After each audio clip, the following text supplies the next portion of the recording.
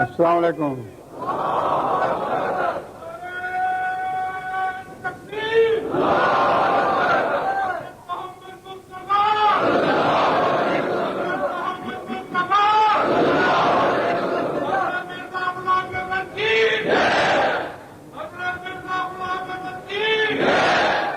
تشریف رکھیں.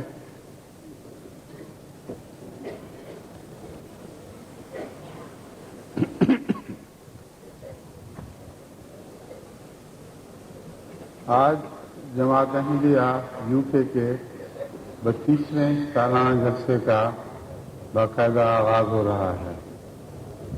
تلاوت قرآن کریم کے لیے مکرم فیروز عالم صاحب تشریف لائیں.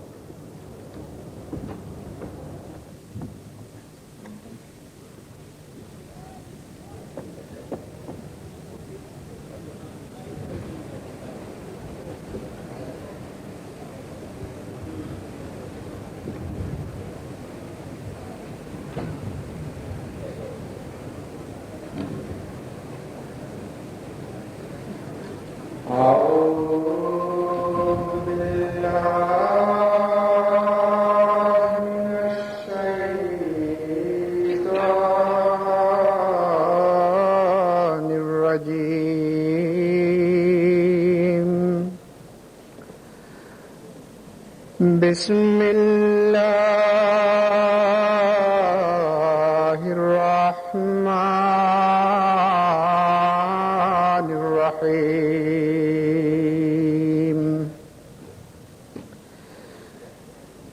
ان مثل عیسی عند اللہ كمثل آدم خلقه من تراب ثم قال له كن فيكون. الحق من ربك فلا تكن من الممترين.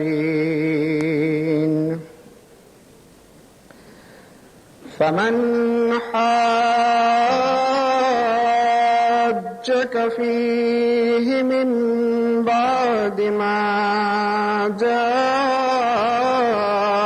من العلم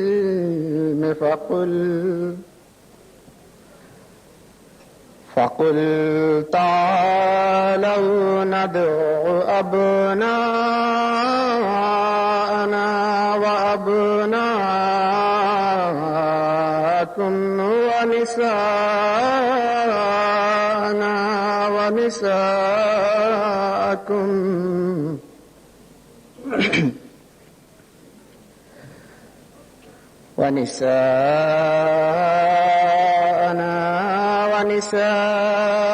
ونساءكم وأنفسنا وأنفسكم.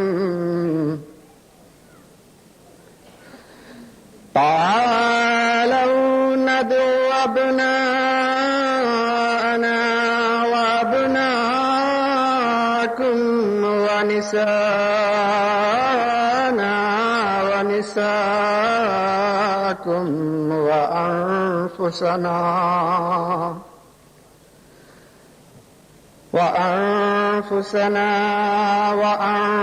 وأنفسكم ثم نبتهل فنجعل لعنة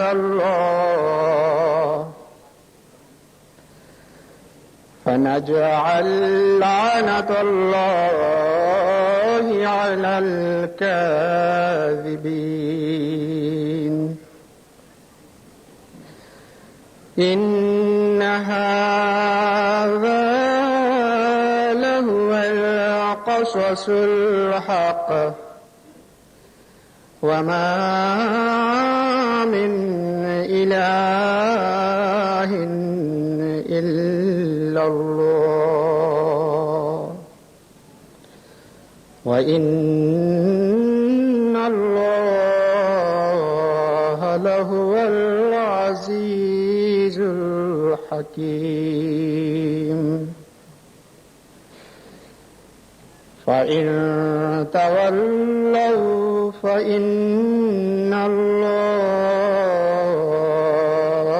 عليم بالمفسدين.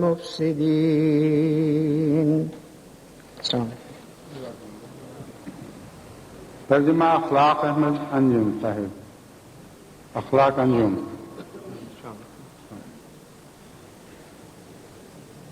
یاد رکھو عیسیٰ کا حال اللہ کے نزدیک یقیناً آدم کے حال کی طرح ہے.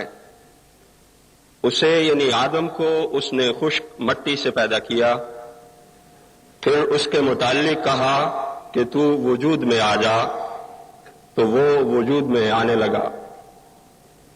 یہ تیرے رب کی طرف سے حق ہے، اس لیے تو شک کرنے والوں میں سے نہ بن. اب جو شخص تیرے پاس علم الہی کے آ چکنے کے بعد تجھ سے اس کے متعلق بحث کرے تو تو اسے کہہ دے کہ آؤ ہم اپنے بیٹوں کو بلائیں اور تم اپنے بیٹوں کو، اور ہم اپنی عورتوں کو اور تم اپنی عورتوں کو، اور ہم اپنے نفوس کو اور تم اپنے نفوس کو. پھر گڑ گڑا کر دعا کریں اور جھوٹوں پر اللہ کی لعنت ڈالیں. یقیناً یہی سچا بیان ہے اور اللہ کے سوا کوئی بھی پرستش کا مستحق نہیں، اور یقیناً اللہ ہی غالب اور حکمت والا ہے. پھر اگر وہ پھر جائیں تو یاد رکھیں اللہ مفسدوں کو یقیناً خوب جانتا ہے.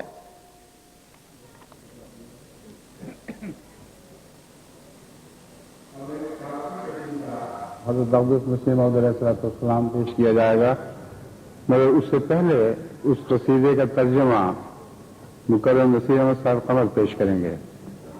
یہ عربی اور فارسی کے تراجم پہلے پیش کرنے کا رواج اس لیے پڑا ہے کہ وہ مضمون تازہ ذہن میں ہوتا ہے، اس لیے وہ لوگ جو زبان نہیں بھی جانتے وہ کچھ نہ کچھ اس مضمون سے واسطہ رکھتے ہیں اور صرف نظم کی اچھی آواز پسند نہیں ڈھونڈتے بلکہ مضمون ذہن میں ہوتا ہے.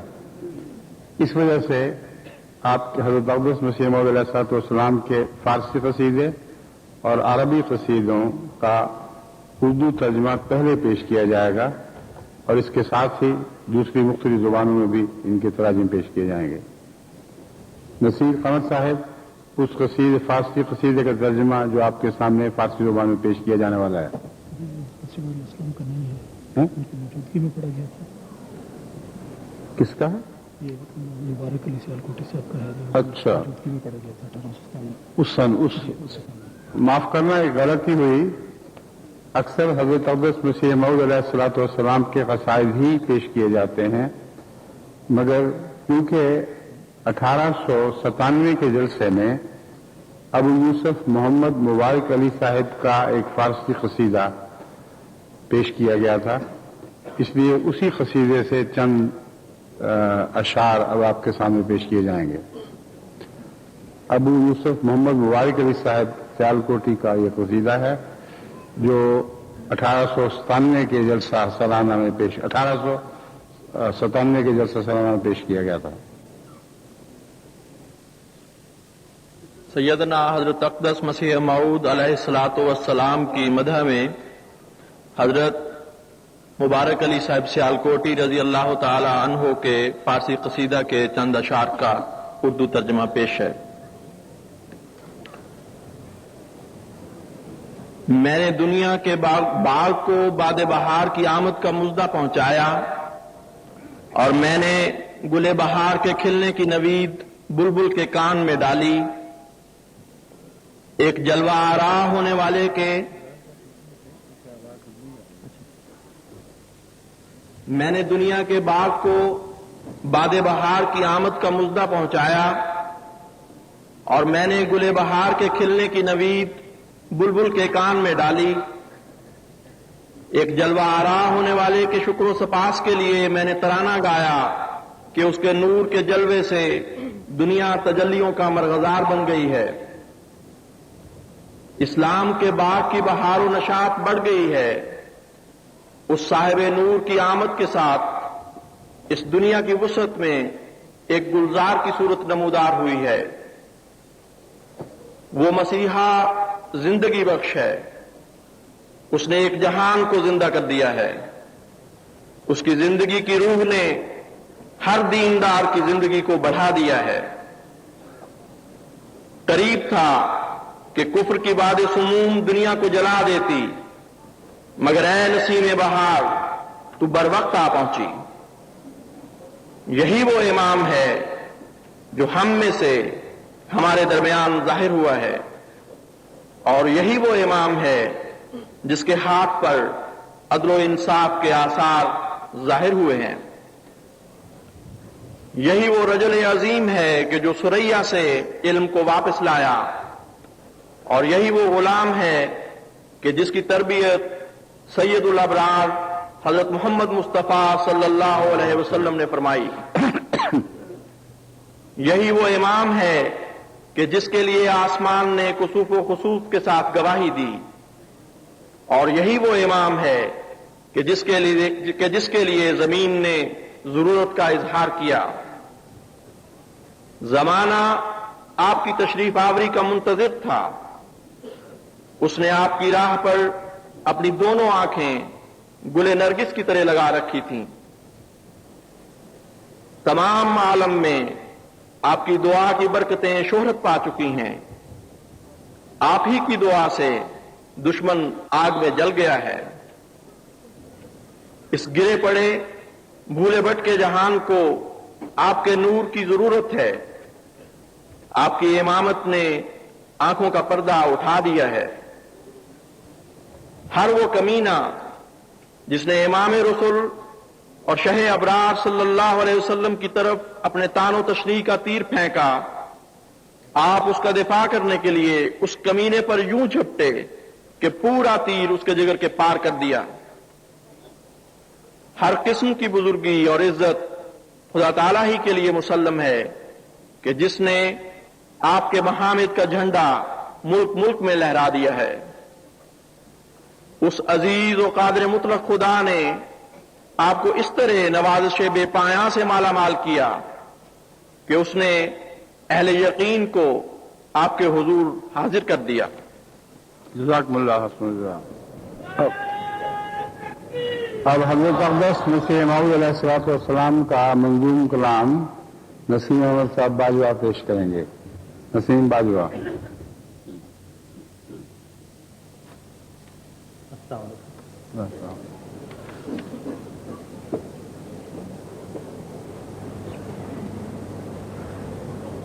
جو خاک میں ملے اسے ملتا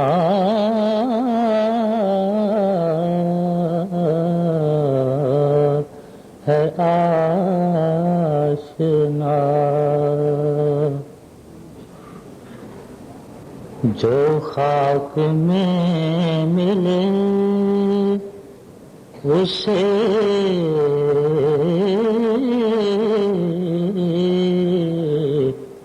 ملتا ہے آشنا. اے آزمان والے لے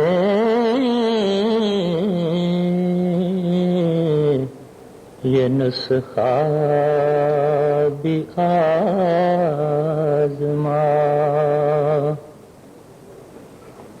اے آزمان والے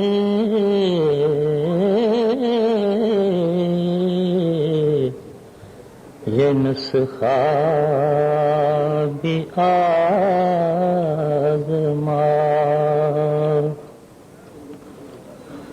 ان کے لیے بس ہے خدا کا یہی نشان، ان کے لیے تو بس ہے خدا کا یہی نشان،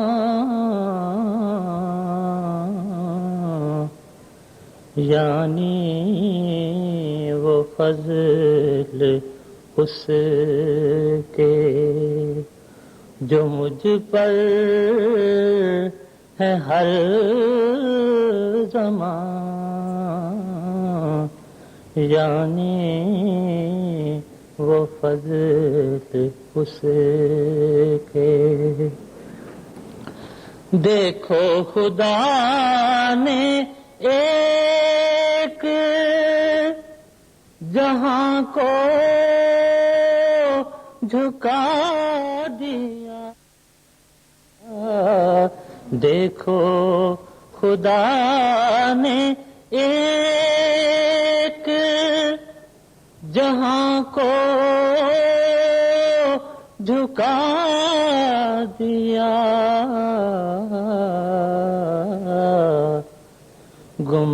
گمنام پا کے، گمنام پا کے شہرائے عالم بنا دیا، گمنام پا کے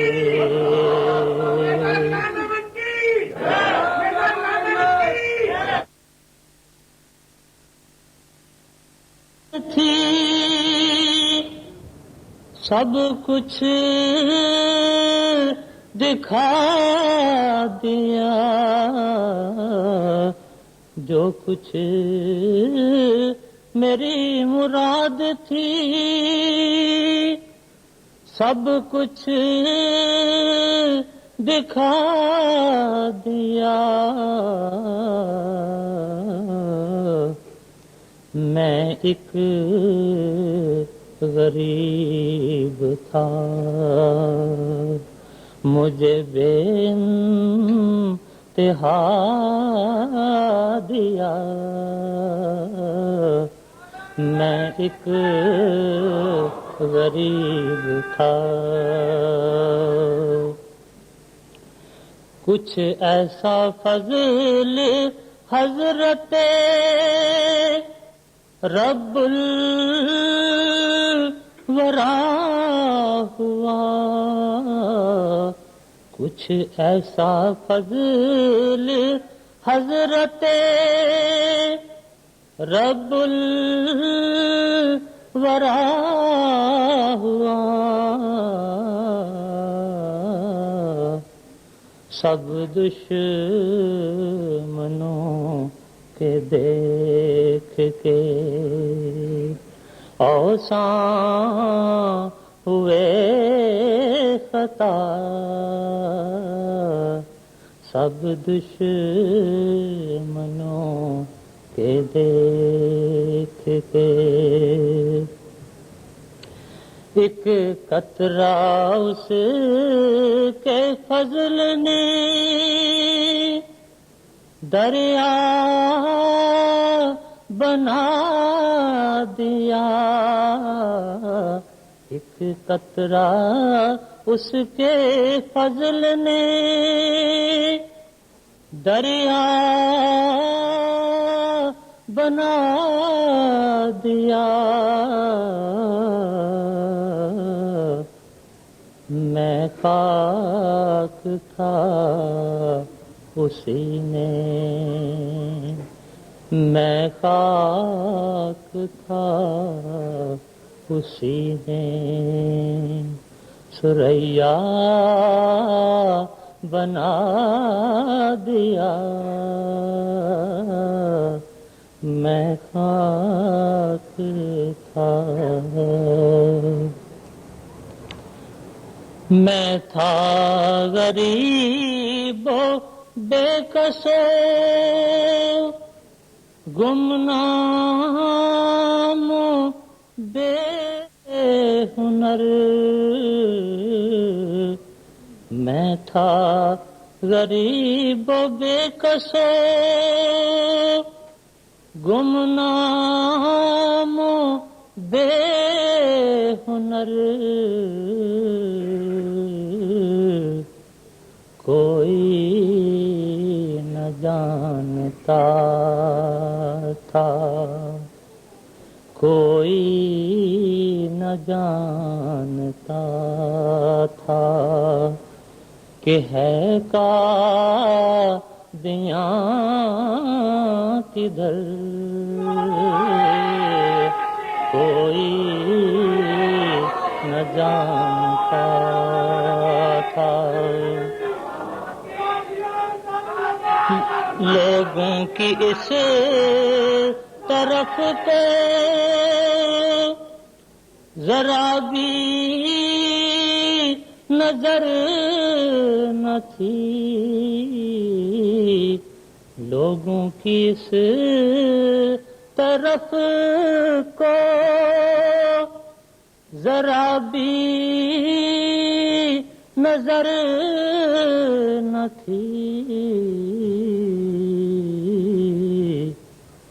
میرے وجود کی بھی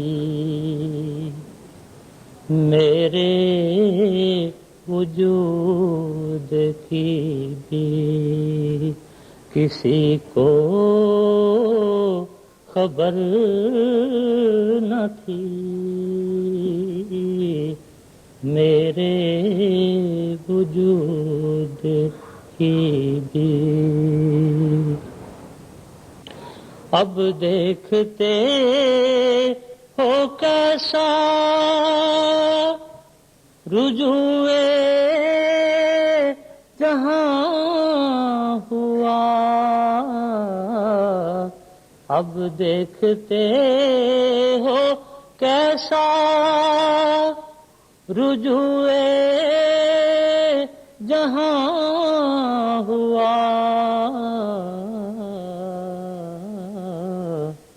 ایک مر گئے خواص ایک مر گئے خواص یہی کا دیاں ہوا ایک مر جائے خواص جو خاک میں ملے اسے ملتا ہے آشنا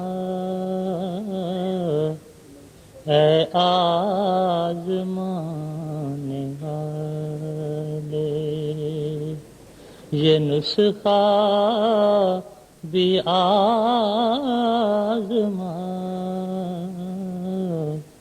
جو خاک میں ملے.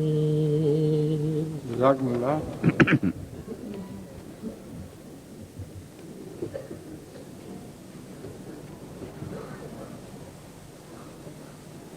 السلام علیکم ورحمۃ اللہ.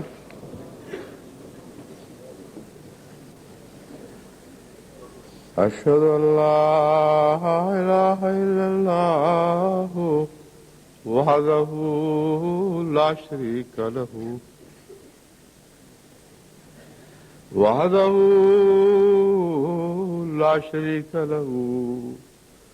واشہد ان محمدا عبدہ ورسولہ. اما بعد فاعوذ باللہ من الشیطان الرجیم. بسم اللہ الرحمن الرحیم. الحمد للہ رب العالمین. الرحمن الرحيم مالك يوم الدين إياك نعبد وإياك نستعين اهدنا الصراط المستقيم صراط الذين أنعمت عليهم غير المغضوب عليهم ولا الضالين.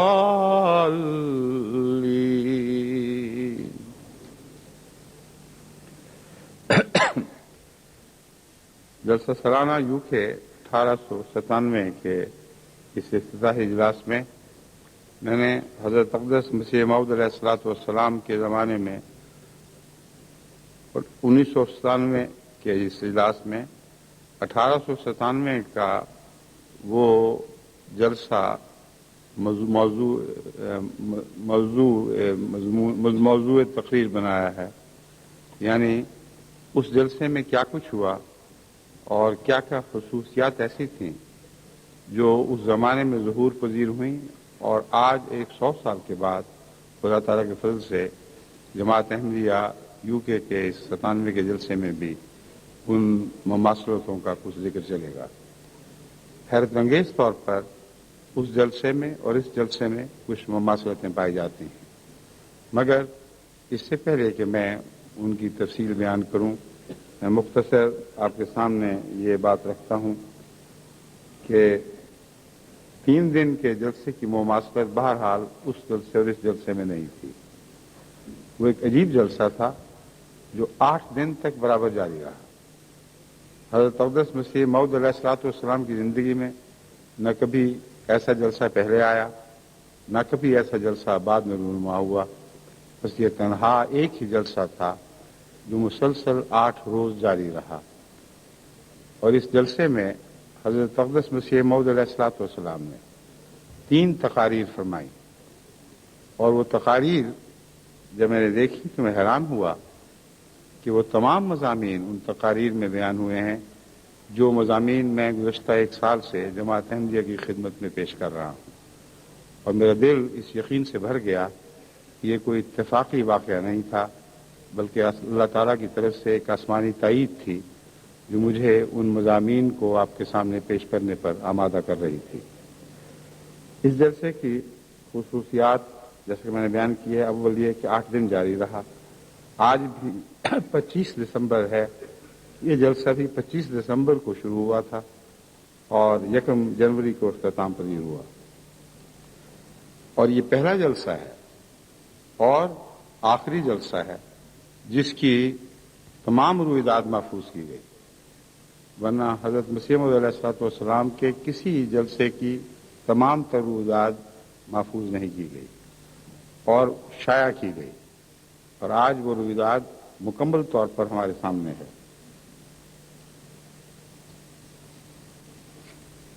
دیگر تقاریر جو مسیح موعود علیہ الصلوۃ والسلام کے علاوہ تھیں، ان میں ایک مولوی عبد الکریم صاحب سیالکوٹی کی تقریر تھی جو قرآنی تحدیوں اور پیشگوئیوں کے فلسفہ اور اعجاز قرآنی پر مشتمل 2 تقاریر تھیں۔ بس مولانا عبد الکریم صاحب سیالکوٹی کو اس جلسے میں 2 تقاریر پیش کرنے کا موقع ملا جو تمام تر قرآنی اعجاز سے تعلق میں تھیں۔ دوسری تقریر حضرت حکیم نور الدین صاحب بھیروی رضی اللہ تعالیٰ عنہ کی تھی۔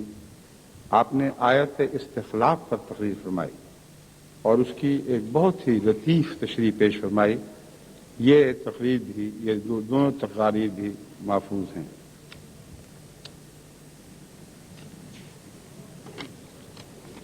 اٹھارہ سو 97 میں احمدیت کے لیے برکتوں اور نصرتوں کا سال اور غیروں کے لیے عام الحزن تھا۔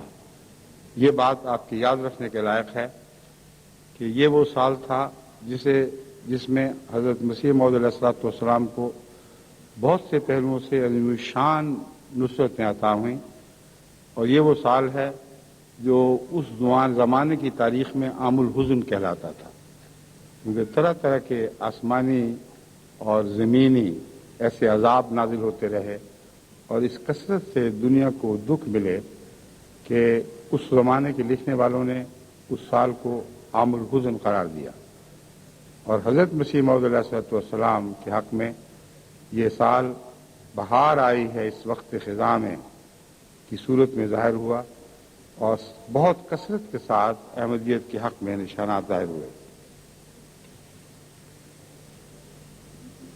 1897 اپنے نو کے لحاظ سے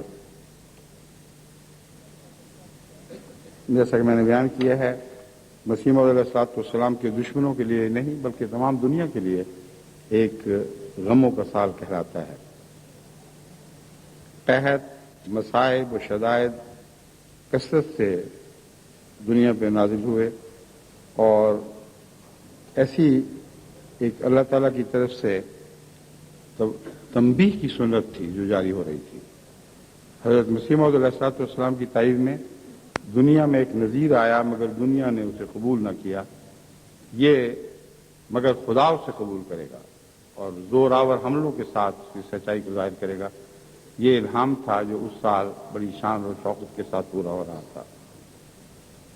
عجیب بات یہ ہے کہ وہ 1897 کا عام الحزن اس سال پاکستان کے لیے عام الحزن بن چکا ہے، اور یہ ایک ایسی مماثلت ہے جو ہماری بنائی ہوئی نہیں بلکہ غیروں نے اسے عام الحزن ہی قرار دیا ہے، یعنی اس پاکستان کے لیے جو احمدیت کو مٹانے کے درپے ہے، اور ہر طرح سے جماعت احمدیہ کے اوپر مظالم توڑے گئے اور جماعت احمدیہ کی ترقی کے راستے روکے گئے۔ ان سب چیزوں میں وہ نامراد رہے۔ جو کچھ حاصل ہوا وہ یہ تھا کہ آج پاکستان میں اخبارات میں یہ سرخیاں چھپ گئی ہیں، آج یہ سال عام الحزن ہے، قتل و غارت، دہشت گردی، اغوا، ڈکیتی، گینگ ریپ، یہ سارے واقعات یہ سال اپنے پیچھے چھوڑ کے جا رہا ہے اور ملک سے امن اٹھ چکا ہے۔ یہ ایک ایسی گواہی ہے جس کے حق میں ایک منہ پھٹ احمدیت کے دشمن مولوی کو بھی یہ کہنے کی توفیق ملی کہ ملک میں امن و امان کی صورتحال ابتر ہو گئی ہے، ملک دہشت گردی کی لپیٹ میں ہے، کسی کی جان، مال اور آبرو محفوظ نہیں۔ سال 1897 میں پچھلے سالوں کی نسبت جہاں تک جماعت احمدیہ کا تعلق ہے کثرت کے ساتھ کتابیں شائع کی گئیں، اور حضرت اقدس مسیح موعود علیہ السلام ہی کو خدا تعالیٰ نے یہ توفیق دی کہ بہت ہی عظیم الشان کچھ کتابوں کی تصنیف فرمائی، جن میں سے انجام آتم، حجت اللہ، سراج الدین عیسائی کے 4 سوال، استفتاء، سراج منیر اور کتاب الوریہ مشہور و معروف ہیں۔ اب یہ تعجب ہے کہ ایک سال میں حضرت مسیح موعود علیہ السلام کو دوسری تمام مصروفیات کے علاوہ ان کتب کی فرصت کیسے ملی؟ بہت ہی عظیم کتابیں ہیں، بہت ہی گہرے مضامین پر مشتمل کتابیں ہیں، اور حضرت مسیح موعود علیہ السلام کو اس طرح مددگار بھی یعنی ظاہری طور پر تصنیف میں مددگار میسر نہیں تھے جس طرح آج خدا تعالیٰ کے فضل سے ہمیں میسر ہیں۔ وہ تنہا یہ سارے کام خود کیا کرتے تھے، سوائے 1-2 ایسے علماء کے جو خدمت میں حاضر رہ کر کچھ نہ کچھ ثواب حاصل کرتے تھے۔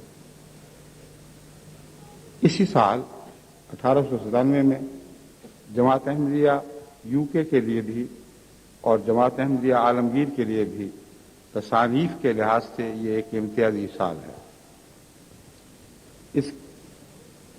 اس سال جو کچھ ہوا ہے تحریری طور پر وہ بہت وسیع ہے۔ مختصراً میں آپ کے سامنے چند اپنی کتابیں رکھتا ہوں جن کی دوبارہ اشاعت یا جن کا ترجمہ اس سال میں کر کے کثرت سے دنیا میں پھیلایا گیا ہے۔ اس میں سے ایک ایلیمنٹری اسٹڈی آف اسلام ہے، جس کو مطالعہ کے بعد مختلف ممالک سے یہ مطالبہ ہوا کہ اس کا جلد از جلد ہماری زبان میں ترجمہ ہونا ضروری ہے، کیونکہ پڑھنے والوں کا خیال تھا کہ نام تو ایلیمنٹری اسٹڈی ہے لیکن در حقیقت اس میں اسلام کی عبادات اور اسلام کی مختلف موضوع پر جو رہنمائی کی گئی ہے ان سب پر روشنی پڑتی ہے اور آسان زبان میں ہے، اس لیے اس کو دنیا میں پھیلانا چاہیے۔ چنانچہ ناروے کی طرف سے سب سے پہلے یہ تحریک اٹھی تھی اور انہی کی زبان میں اس کا اب ترجمہ شائع ہو چکا ہے۔ القتل باسم الدین، مذہب کے نام پر خون، اس کے متعلق دوبارہ اصرار ہوا کہ اسے عربی میں پھر شائع کرنا چاہیے، کیونکہ آج کل پھر یہ موضوع دنیا میں عام ہو رہا ہے۔ چنانچہ القتل باسم الدین کے نام پر اس کا دوسرا ایڈیشن اس سال شائع ہوا، اسلام ریسپانس ٹو کنٹمپریری ایشوز۔ یہ انگریزی میں پہلے طبع ہوئی تھی، مگر مطالبے کی وجہ سے اور ساری دنیا کے مطالبات کی وجہ سے اس کا دوسرا ایڈیشن بھی شائع ہو چکا ہے، اور اس کے تراجم میں سے رشین ترجمہ خاص طور پر قابل ذکر ہے جو ہمارے راویل صاحب نے کیا ہے، اور ان کے ساتھ کچھ دوسرے مددگار بھی تھے۔ راویل صاحب نے مجھے مل کر کہا کہ Islam response to contemporary issues USSR کی تمام ریاستوں کے لیے ایک انتہائی اہم کتاب ہے۔ چنانچہ جو ترجمہ کرنے والے تھے انہوں نے خود راویل صاحب سے مطالبہ کیا کہ ہمیں جلد از جلد ہماری زبان میں بھی یہ کتاب دی جائے، مگر سر دست رشین میں اس کا ترجمہ مکمل ہوا ہے اور باقی USSR کی زبانوں میں یہ ترجمہ زیر نظر ہے۔ عیسائیت کے متعلق حضرت مسیح موعود علیہ السلام کو اس سال میں خاص توجہ تھی، اور جیسا کہ میں نے آج خطبے میں بیان کیا تھا، جھوٹے خداؤں کا سر توڑنے کے لیے 1897 کا سال ایک نمایاں حیثیت رکھتا تھا۔ اسی سال میں اللہ تعالی نے مجھے Christianity a journey from facts to fiction لکھنے کی توفیق عطا فرمائی، یعنی لکھنے کی تو پہلے توفیق عطا فرمائی تھی، مگر چونکہ اس کا دوبارہ اشاعت کا مطالبہ تھا اس لیے انگریزی زبان میں اسی سال یہ دوبارہ شائع کی گئی تھی۔ اس سال میں جہاں روحانی طور پر انسانوں کی صحت کی خدمت کی توفیق ملی، وہاں بدنی طور پر بھی ان کی صحت کی خدمت کی توفیق ملی، اور ہومیوپیتھک جلد اول کا نظر ثانی شدہ نسخہ جو جلسے کے اختتام سے پہلے احباب کے ہاتھوں تک پہنچ چکا ہوگا، وہ لکھنے کی توفیق ملی۔ اللہ تعالیٰ کے فضل کے ساتھ دنیا کے بعض چوٹی کی ہومیوپیتھس نے مجھے لکھ کر یہ کہا ہے کہ جس رنگ میں آپ نے یہ کتاب لکھی ہے اس سے پہلے ہومیوپیتھی پر یہ کتاب نہیں لکھی گئی تھی، ایسی کتاب نہیں لکھی گئی۔ اور پاکستان کے جو ہومیوپیتھک کے بعض علاقے کے صدر ہیں، غالباً سارے پاکستان کے بھی ہیں، ان کا مجھے خط ملا اور انہوں نے بھی یہ لکھا کہ جس رنگ میں آج آپ ہومیوپیتھک سے ہمیں مستفیض کر رہے ہیں، جو پاکستان کی کونسل کے صدر ہیں، اس کے متعلق وہ کہتے ہیں میرے پاس الفاظ نہیں کہ میں آپ سے بیان کر سکوں، مگر میرے سارے ساتھی آپ کے خطبات سے جو ہومیوپیتھک میں مشتمل ہیں، یعنی ان کی مراد تقریریں تھیں، ان سے مستفید ہو رہے ہیں، اور ہم کئی دفعہ اکٹھے بیٹھ کر ٹیلی ویژن کے سامنے مل کر ان باتوں کو سنتے ہیں اور آپس میں یہ کلام کرتے ہیں۔ بہت کتابیں پڑھی مگر یہ باتیں پہلے نظر نہ آئیں۔ جو باتیں ان کو پہلے نظر نہ آئیں وہ دراصل مذہب سے تعلق رکھنے والی باتیں ہیں۔ میں نے ہومیوپیتھی کو اللہ تعالیٰ کی ہستی کے ثبوت کے طور پر پیش کیا ہے، اور ایسے قطعی شواہد پیش کیے ہیں کہ اگر ہومیوپیتھک میں کوئی جان ہے تو لازماً ہمارا ایک خدا ہے، اور خدا کے وجود کے سوا ہومیوپیتھک کا کوئی وجود ممکن نہیں۔ بہرحال اس کی تفصیل میں نہیں جاتا، مگر میں غیروں کی گواہی بتا رہا ہوں کہ ان کے مطالبے کے پیش نظر اس کو خدا تعالیٰ کے فضل سے ایک عمدہ کتابی صورت میں ڈالا گیا ہے، اور امید ہے کہ ہر گھر میں یہ کتاب ان کے لیے ایک خاندانی ڈاکٹر کی حیثیت اختیار کر جائے گی۔ لندن میں تو میرا یہی تجربہ ہے کہ جن لوگوں نے اس سے استفادہ کیا ہے ان میں سے اکثر خاندانوں کو کبھی ہسپتالوں میں جانے کی ضرورت نہیں پیش آئی، کسی ڈاکٹر کو گھر بلانے کی ضرورت پیش نہیں آئی۔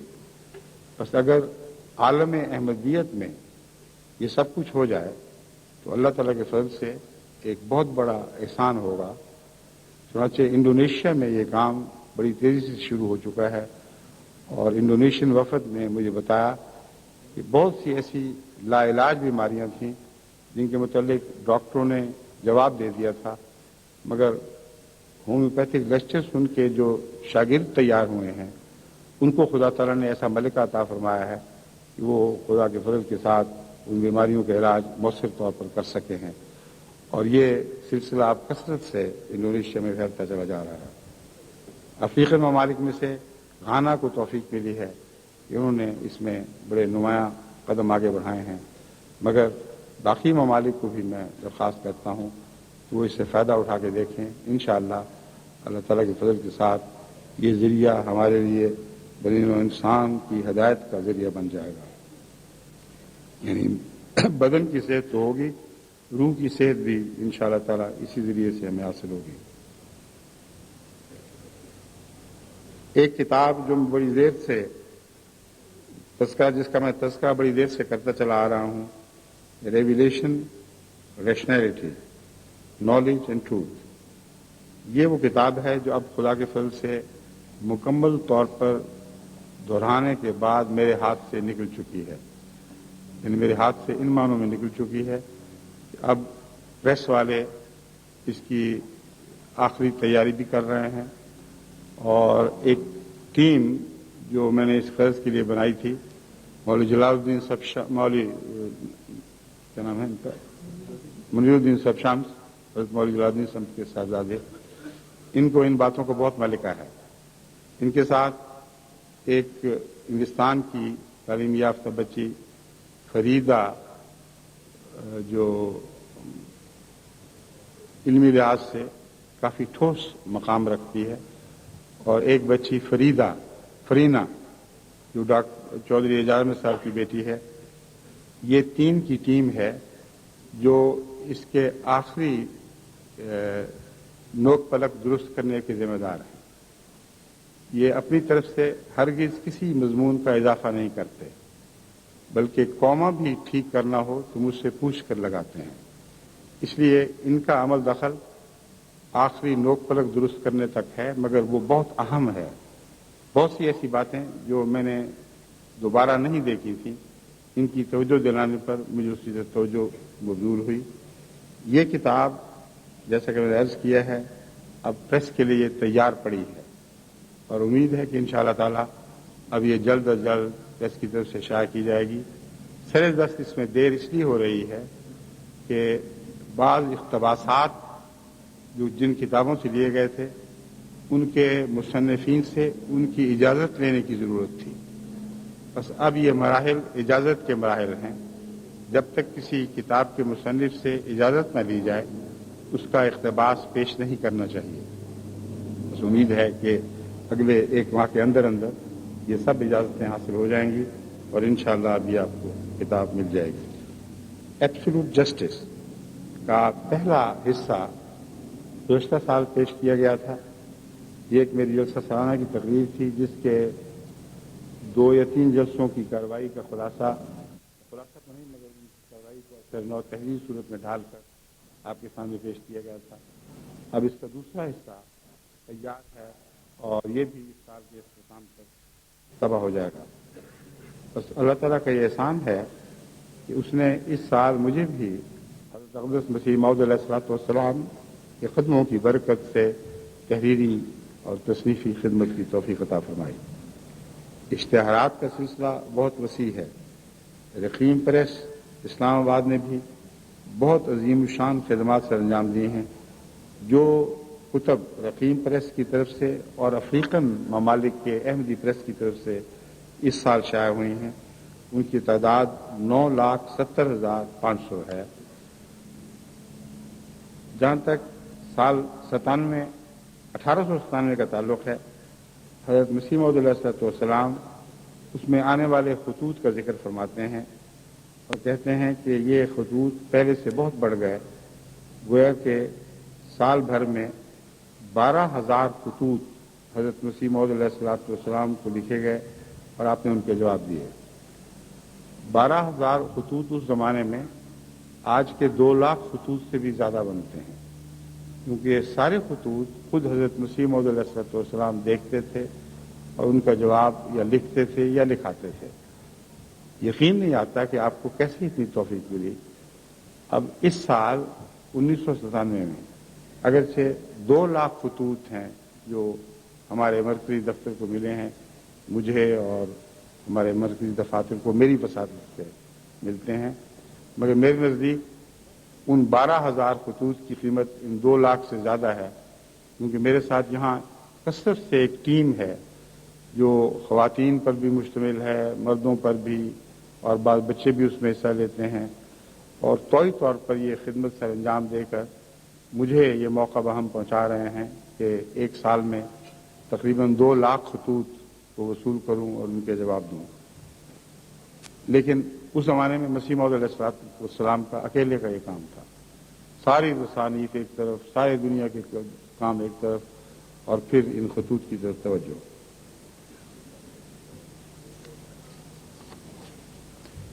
سال 1897 میں مہمانوں کی بھی کثرت رہی اور یہ تعداد سال بھر میں 1,500 سے کسی صورت کم نہ تھی۔ اس زمانے میں 1,500 مہمانوں کو سنبھالنا ایک بڑا کام تھا، جبکہ حضرت مسیح موعود علیہ السلام اکثر مہمانوں کی طرف خود توجہ دیا کرتے تھے۔ بسا اوقات اپنے گھر سے کھانا پکوا کے لاتے تھے، بسا اوقات خود دودھ لے کر باہر مہمانوں کی خدمت کے لیے آیا کرتے تھے، بسا اوقات سردی زیادہ ہو تو اپنا لباس، اپنا اوڑھنا یعنی کوٹ اتار کے وہ بھی بھیج دیا کرتے تھے۔ کوٹ کی نوبت اس لیے آتی تھی کہ اس سے پہلے گھر کے تمام بستر مہمانوں کے لیے جا چکے ہوتے تھے۔ تو اس زمانے میں 12,000 مہمانوں کی دیکھ بھال کرنا، جس میں اول ذمہ داری خود حضرت مسیح موعود علیہ السلام کی تھی، ایک بہت بڑا کام تھا۔ اب تو سارا ہندوستان اس مدد میں ہمارے ساتھ حاضر ہے۔ اللہ تعالیٰ کے فضل سے جس گھر کے سپرد جو ذمہ داری کی جائے وہ شوق سے آمنا و صدق نہ کہتے کہتے آگے بڑھتا ہے اور خوشی محسوس کرتا ہے کہ ہمیں کچھ خدمت کی توفیق ملی۔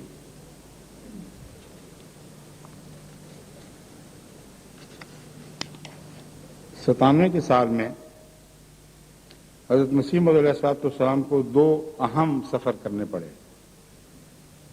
اور 97 کے سال میں خدا تعالیٰ کے فضل سے مجھے بھی بہت کثرت سے سفر کرنے کی توفیق ملی ہے۔ 1897 میں حضرت مسیح موعود علیہ السلام کا پہلا جلسہ ڈائمنڈ جوبلی کی تقریب پر ہوا، دوسرا جلسہ محمود کی آمین پر مشتمل تھا، اور تیسرا وہ آخری جلسہ ہے جس کی میں بات کر رہا ہوں۔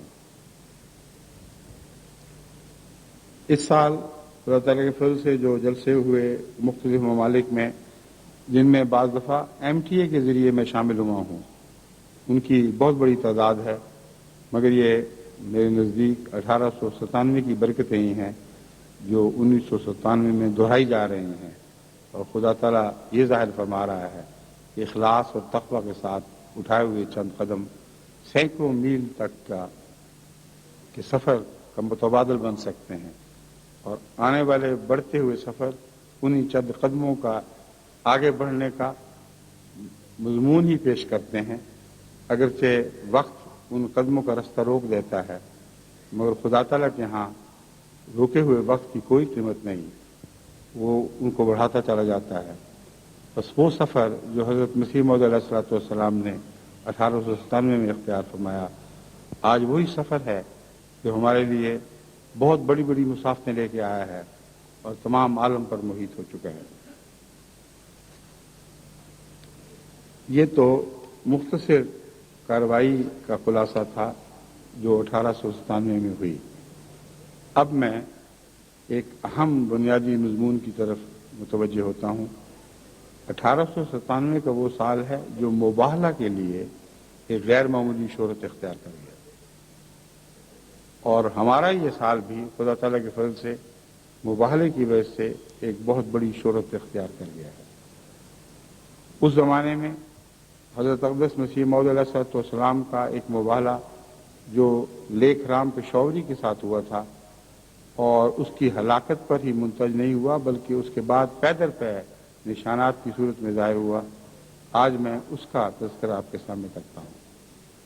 1897 کا سال ہے جس میں قطعی طور پر آخری صورت میں حکومت اور عدالتوں کی طرف سے یہ فیصلہ سنایا گیا کہ حضرت اقدس مسیح موعود علیہ الصلوۃ والسلام کا اس ہلاکت میں کوئی بھی دخل نہیں، کوئی عمل نہیں، حالانکہ تمام ہندوستان کے آریہ ان کی پشت پناہی میں دوسرے ہندو بھی اس بات پر مصر تھے کہ جیسے بھی بن سکے حضرت مسیح موعود علیہ السلام کو اس میں ملوث کیا جائے۔ اور 1897 ہی میں اب آخری صورت میں وہ رپورٹ حکومت کی طرف سے شائع ہوئی ہے جس میں مجھے ضیاء الحق کے جہاز کے پھٹنے سے بری ذمہ قرار دیا گیا، یعنی ان تمام رستوں کی پیروی کے باوجود جو غیروں نے پیش کیے کہ ان رستوں کو تلاش کرو وہاں مرزا طاہر احمد ملوث دکھائی دے گا، ان رستوں کو تلاش کرو وہاں ملوث دکھائی دے گا، ساری کوششوں کے بعد آخر حکومت کو یہ تسلیم کرنا پڑا اور یہ کاغذ، یہ بیان شائع ہو چکا ہے اس عدالت کا جو اس پر قائم کی گئی تھی۔ اس حادثے کی کوئی بھی وجہ سمجھ نہیں آئی، ہر طرح کوشش کر کے دیکھ لی گئی، اس کا کسی انسانی سازش کے ساتھ کوئی بھی تعلق ثابت نہیں ہوا، اور ہوا کیوں خود یہ بھی ایک مہمہ ہے جس کی ہمیں کچھ سمجھ نہیں آ سکی، اس لیے اس دفتر کو بند کیا جاتا ہے۔ بالکل اسی طرح لیکھ رام کا دفتر بند ہوا تھا، تمام کوششوں کے باوجود حضرت مسیح موعود علیہ الصلوۃ والسلام کو ملوث نہیں کیا جا سکا، آپ کی برات فرمائی گئی اور یہ فیصلہ ہوا کہ برات تو ہے مگر یہ کیا واقعہ ہوا، کیوں ہوا، کیسے ممکن تھا، ہمیں اس کی کچھ سمجھ نہیں آتی۔ بس دیکھیں اسی سال میں یہ دونوں مہمیں اسی طرح مہمیں بنے رہے جن کو خدا کی تقدیر ہی سمجھ سکتی ہے اور کسی انسان کی طاقت میں نہیں کہ ان کو حل کر سکے۔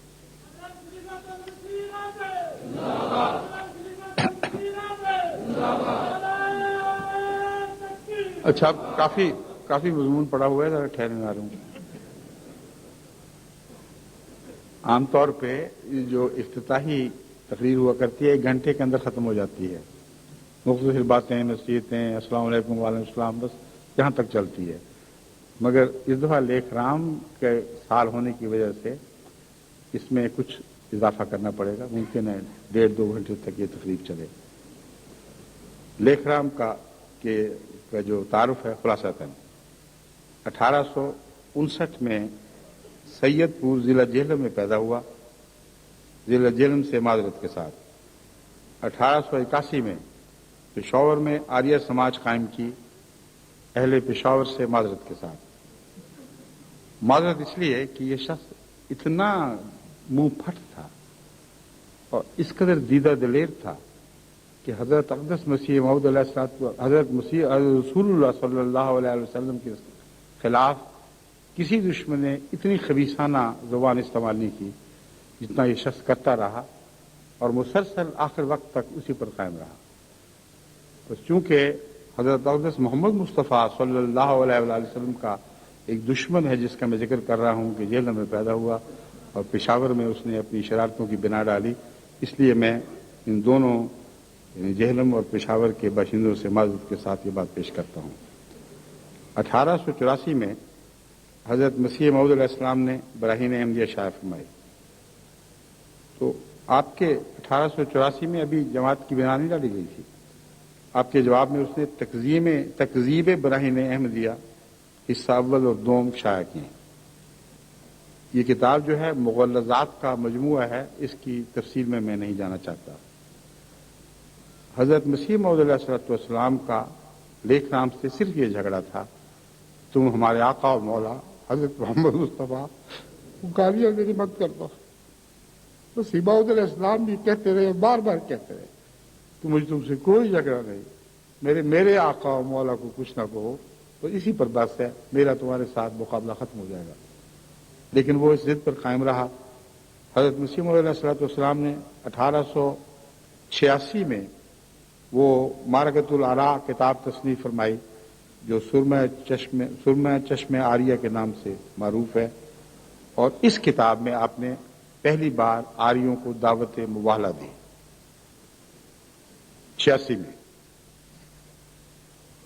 اور آپ کے الفاظ یہ ہیں: بعد حمد و صلات میں عبداللہ الاحد الصمد احمد ولد مرزا غلام مرتضی مرحوم، جو مؤلف کتاب براہین احمدیہ ہوں، حضرت خداوند کریم جل شانہ وعز اسمہ کی قسم کھا کر کہتا ہوں کہ میں نے اکثر حصہ اپنی عمر عزیز کا تحقیق دین میں خرچ کر کے ثابت کر لیا ہے کہ دنیا میں سچا اور من جانب اللہ مذہب دین اسلام ہے، اور حضرت سیدنا و مولانا محمد مصطفیٰ صلی اللہ علیہ وسلم خدا تعالیٰ کے رسول اور افضل الرسل ہے، اور قرآن شریف اللہ جل شانہ کا پاک و کامل کلام ہے جو تمام پاک صداقتوں اور سچائیوں پر مشتمل ہے، اور جو کچھ اس کلام میں مقدس میں ذکر کیا گیا ہے اللہ تعالیٰ اپنے وجوب ذاتی اور قدامت ہستی اور قدرت کاملہ اور اپنے دوسرے جمی صفات میں واحد لا شریک ہے، اور سب مخلوقات کا خالق اور سب ارواح اور اجسام کا پیدا کنندہ ہے، اور صادق اور وفادار ایمانداروں کو ہمیشہ کے لیے نجات دے گا، وہ رحمان اور رحیم اور توبہ قبول کرنے والا ہے۔ ایسا ہی دوسری صفات الہیہ و دیگر تعلیمات جو قرآن شریف میں لکھی ہیں یہ سب صحیح اور درست ہیں۔ میں دلی یقین سے ان سب امور کو سچ جانتا ہوں اور دل و جان سے ان پر یقین رکھتا ہوں، اور اگرچہ ان کی سچائی پر صدہا عقلی دلائل جو قطعی اور یقینی ہیں اللہ جل شانہ نے مجھ کو عطا کی ہیں، لیکن ایک اور فضل اس کا مجھ پر یہ بھی ہوا ہے کہ اس نے براہ راست مجھ کو اپنے کلام اور الہام سے مشرف کر کے دوہرا ثبوت ان سچائیوں کا مجھے دے دیا ہے۔ اب میری یہ حالت ہے کہ جیسا ایک شیشہ عطر خالص سے بھرا ہوا ہوتا ہے، ایسا ہی میرا دل اس یقین سے بھرا ہوا ہے کہ اللہ تعالیٰ کا کلام قرآن شریف تمام برکات دینیہ کا مجموعہ ہے، اور فی الحقیقت خدا تعالیٰ سب موجودات کا موجد اور تمام ارواح اور اجسام کا پیدا کنندہ اور ہر قسم کی خیر اور نیکی اور فیض کا مبدأ ہے، اور اس کا پاک رسول محمد مصطفیٰ صلی اللہ علیہ وسلم سچا صادق کامل نبی ہے جس کی پیروی پر فلاح آخرت موقوف ہے۔ لیکن میرا فلاں مخالف، اس جگہ آپ نے نام نہیں لکھا لیکن یہ اعلان کیا کہ جو بھی مخالف ہے سامنے آئے، میرا فلاں مخالف جو اس وقت میرے مقابلے کے لیے حاضر ہے، آپ نے نام سے پہلے اجازت طلب کی تھی اور پیش نظر لکھ رہا نہیں تھا، مگر اس زمانے میں کچھ قانونی تقاضے ایسے تھے جن کی خاطر حضرت مسیح موعود علیہ الصلوۃ والسلام بغیر کسی شخص کی خواہش کے اور اس کے اقرار کے جو شائع ہو چکا ہو اس کے خلاف کوئی پیشگوئی جو اس کی ہلاکت پر منتج ہو شائع نہیں فرما سکتے تھے۔ بس آپ نے یہاں نام نہیں لکھا لیکن یہ فرمایا اس وقت میرے مقابلہ کے لیے حاضر ہے، یہ دعویٰ کرتا ہے، لکھ رام سے جھگڑے کی بنا یہ تھی، یہ دعویٰ کرتا ہے کہ نعوذ باللہ جناب سیدنا محمد مصطفیٰ صلی اللہ علیہ وسلم سچے نبی نہیں ہیں، جال سازی سے قرآن شریف کو بنا لیا ہے، اور وہ یہ بھی کہتا ہے کہ خدا تعالیٰ ارواح اور اجسام کا پیدا کنندہ نہیں، اور کسی پرستار اور سچے ایماندار کو نجات ابدی کبھی نہیں ملے گی۔ پھر فرماتے ہیں نہ اس کا دل کوئی قطعی دلیل اس کے ہاتھ میں نہیں، نہ اس کا دل نور یقین سے بھرا ہوا ہے، بلکہ سراسر ضد اور طرفداری اور نا خدا ترسی سے ایسی باتیں بناتا ہے جن پر اس کا دل قائم نہیں۔ اس پر تو اے قادر کبیر 1 سال تک کوئی اپنا عذاب نازل کر اور اس کی پردہ دری کر، جو شخص حق پر ہے اس کی مدد فرما، اور لعنت سے بھرے ہوئے دکھ کی مار ایسے شخص کو پہنچا کہ جو دانستہ سچائی سے دور اور راستے کے دشمن ہے۔ آپ نے یہ اعلان فرمایا۔ اس دعوت مباہلہ کے ساتھ ہی کتاب سرمہ چشم آریہ میں حضرت مسیح موعود علیہ الصلوۃ والسلام نے مضمون مباہلہ کا نمونہ پیش کیا اور خاص طور پر آریہ مخالفین کو اس طرح متوجہ فرمایا۔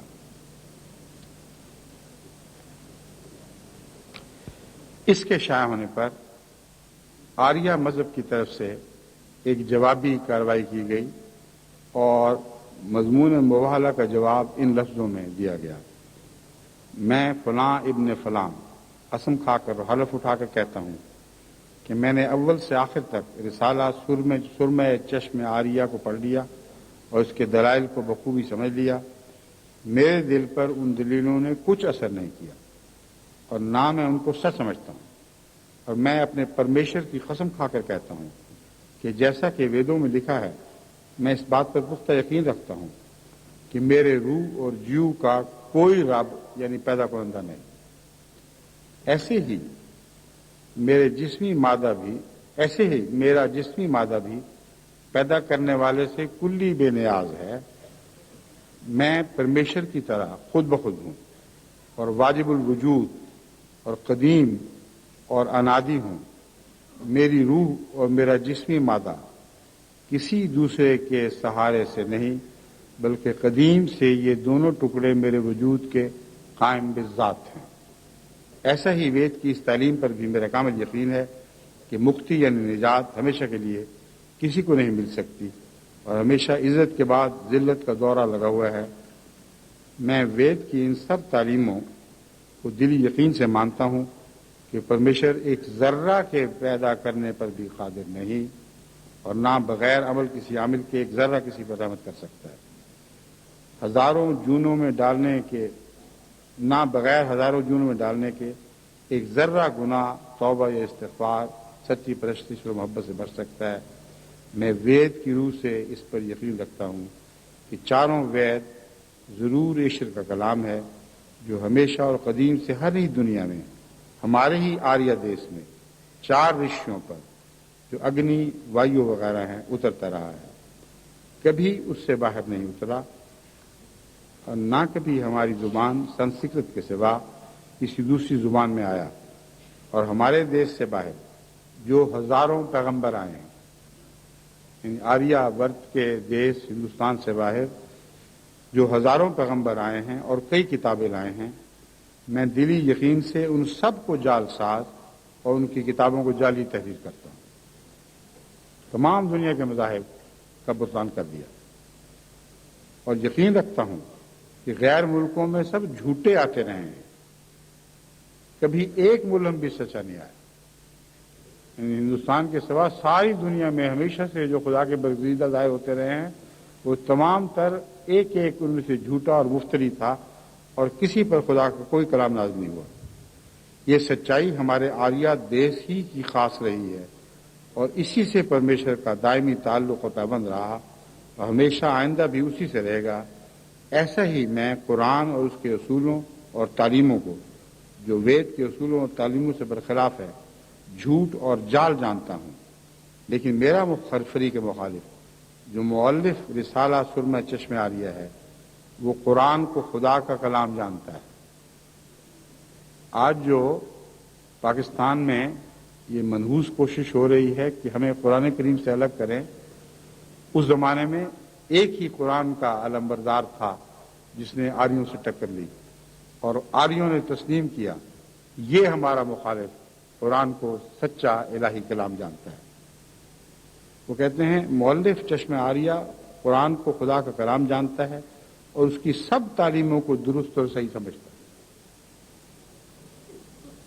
جو آج کے مولویوں کو بات سمجھ نہیں آئی، وہ اس زمانے کے آریوں کو بھی سمجھ آ گئی تھی، اور وید اور اس کے ان اصولوں اور دوسری تعلیموں کو جو قرآن کے مخالف ہے سراسر غلط اور جھوٹ خیال کرتا ہے۔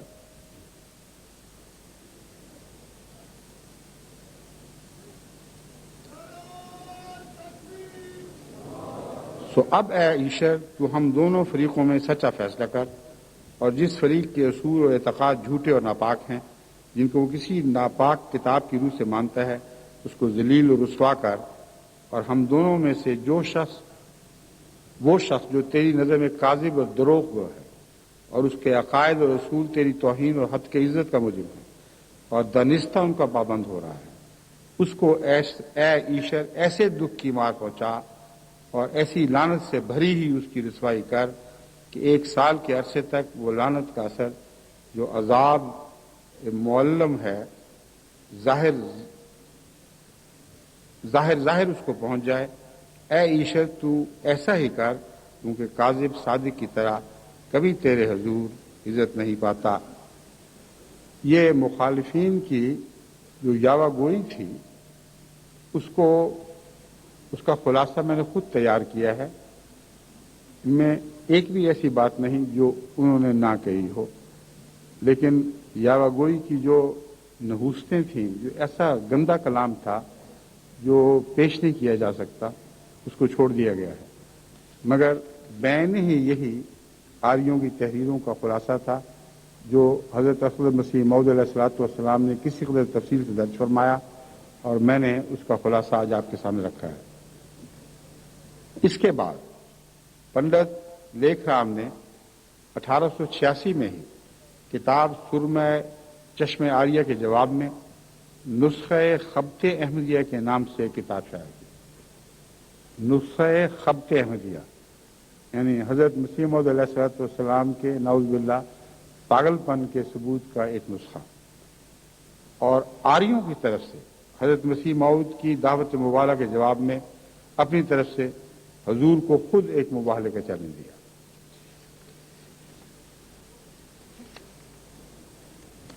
اس کا مضمون مباہلہ شاید سارا نہ بھی پڑھ سکوں، مگر اس کا کچھ حصہ میں آپ کے سامنے رکھتا ہوں۔ وہ لکھتا ہے، میں نیاز التیام لیک رام بلد پنڈت تارا سنگھ صاحب شرما، مصنف تکذیب ابراہیم احمدیہ و رسالہ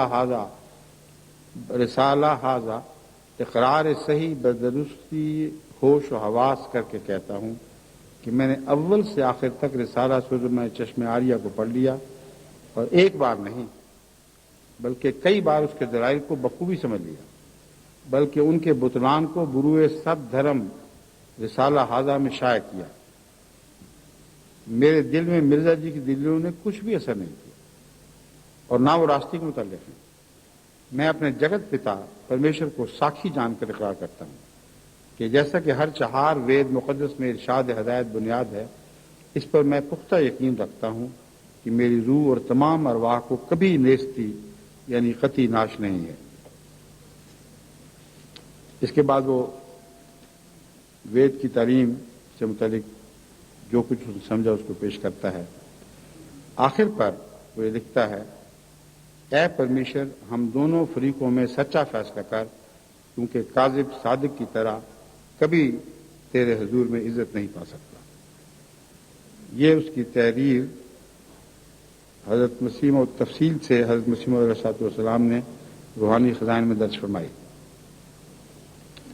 اس کے بعد جو 20 فروری 1886 آیا، اس میں حضرت مسیح موعود علیہ السلام نے اندر من مراد آبادی اور لیکھ رام پشاوری کو اس بات کی دعوت دی۔ 1886 کو یاد رکھیں، ان کو دعوت دی۔ اندر من نے تو اعراض کیا اور اس دعوت کا جواب نہیں دیا، اور کچھ عرصے کے اندر خود اپنی موت مر گیا۔ لیکن لیکھ رام نے بڑی دلیری سے کارڈ حضرت مسیح موعود علیہ السلام کا روانہ کیا، اور یہ پیشگوئی اس نے کی اور لکھا کہ جو چاہو شائع کر دو، میرا نام لکھو، مبالغہ لکھو، مجھے اس پر کوئی اعتراض نہیں۔ یہ تحریر بڑی گندی ہے، اسے آپ کے سامنے پڑھنے کی ضرورت نہیں۔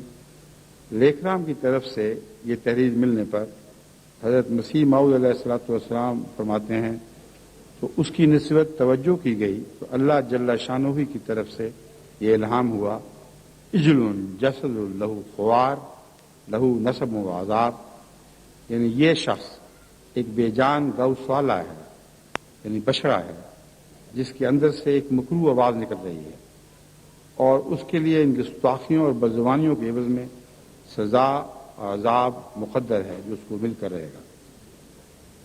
پھر حضرت مسیح موعود علیہ السلام نے 20 فروری 1893 کو ایک اشتہار شائع فرمایا۔ اس میں آپ فرماتے ہیں، اور اس کے بعد آج جو 20 فروری 1893 روز دوشنبہ ہے، اس عذاب کا وقت معلوم کرنے کے لیے توجہ کی گئی۔ تو خداوند کریم نے مجھ پر ظاہر کیا کہ آج کی تاریخ سے جو 20 فروری 1893 ہے، 6 برس کے عرصے تک یہ شخص اپنی بدزبانیوں کی سزا میں، یعنی ان بے ادبیوں کی سزا میں جو اس شخص نے حضرت رسول اللہ صلی اللہ علیہ وسلم کے حق میں کیے ہیں، عذاب شدید میں مبتلا ہو جائے گا۔ تو اب میں اس پیشگوئی کو شائع کر کے تمام مسلمانوں اور آریوں اور عیسائیوں اور دیگر فرقوں پر ظاہر کرتا ہوں کہ اگر اس شخص پر 6 برس کے عرصے میں آج کی تاریخ سے کوئی ایسا عذاب نازل نہ ہوا جو معمولی تکلیفوں سے نرالا اور خارق عادت ہے اور اپنے اندر الہی ہیبت رکھتا ہو، تو میں سمجھو کہ میں خدا تعالیٰ کی طرف سے نہیں اور نہ اس کی روح سے میرا یہ نطق ہے۔ اگر میں اس پیشگوئی میں کاذب نکلا تو ہر ایک سزا کے بھگتنے کے لیے میں تیار ہوں اور اس بات پر راضی ہوں کہ مجھے گلے میں رسا ڈال کر کسی سولی پر کھینچا جائے، اور باوجود میرے اس اقرار کے یہ بات بھی ظاہر ہے کہ کسی انسان کا اپنی پیشگوئی میں جھوٹا نکلنا خود تمام رسوائیوں سے بڑھ کر رسوائی ہے۔ زیادہ اس سے کیا لکھوں، واضح رہے کہ اس شخص نے رسول اللہ صلی اللہ علیہ وسلم کی سخت بے ادبیاں کی ہیں جن کے تصور سے بھی بدن کامتا ہے۔ اس کی کتابیں عجیب طور کی تحقیر اور توہین اور دشنامدہی سے بھری ہوئی ہیں۔ کون مسلمان ہے جو ان کتابوں کو سنے اور اس کا دل جگر ٹکڑے ٹکڑے نہ ہو؟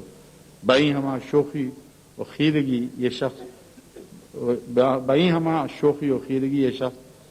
سخت جاہل ہے، عربی سے ذرہ مس نہیں بلکہ دقیق اردو لکھنے کا بھی مادہ نہیں۔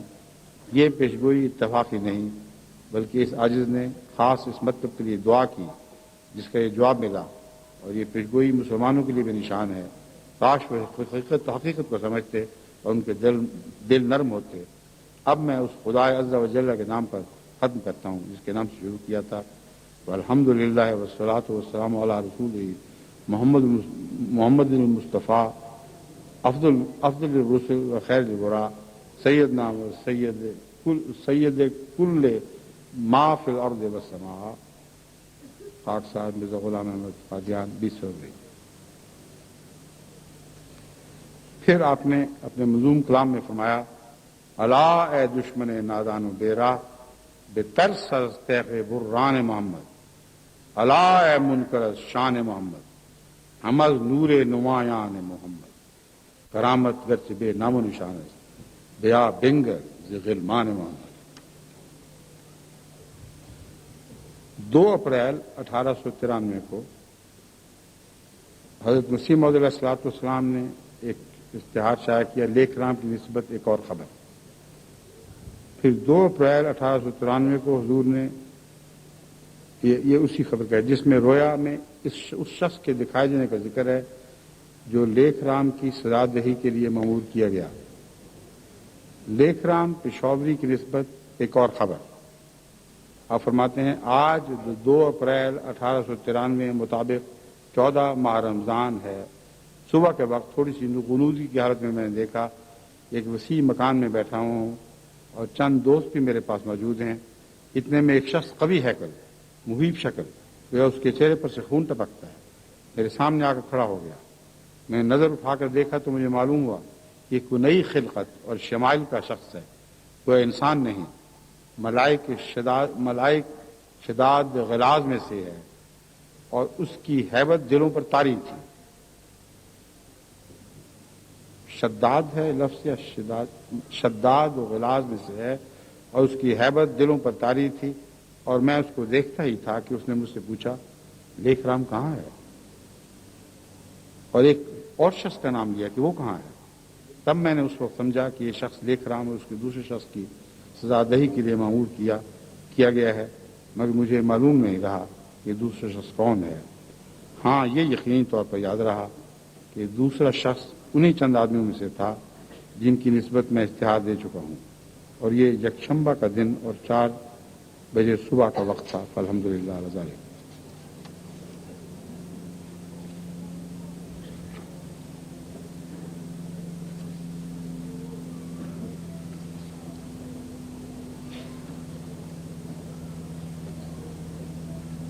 بہت سا مواد کچھ اکٹھا زیادہ ہو گیا ہے اور مجھے کچھ چھوڑنا پڑ رہا ہے۔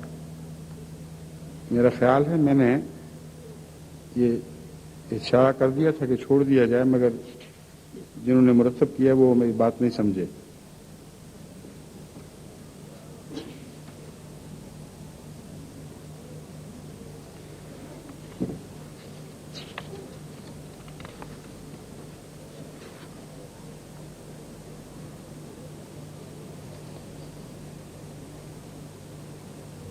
اب میں اگر ضرورت پڑی تو اس میں سے کچھ مواد شاید دوبارہ آپ کے سامنے پیش کروں، مگر یہ ایک لمبا سلسلہ تھا جو حضرت مسیح موعود علیہ الصلوۃ والسلام کے احرامات کا جاری رہا۔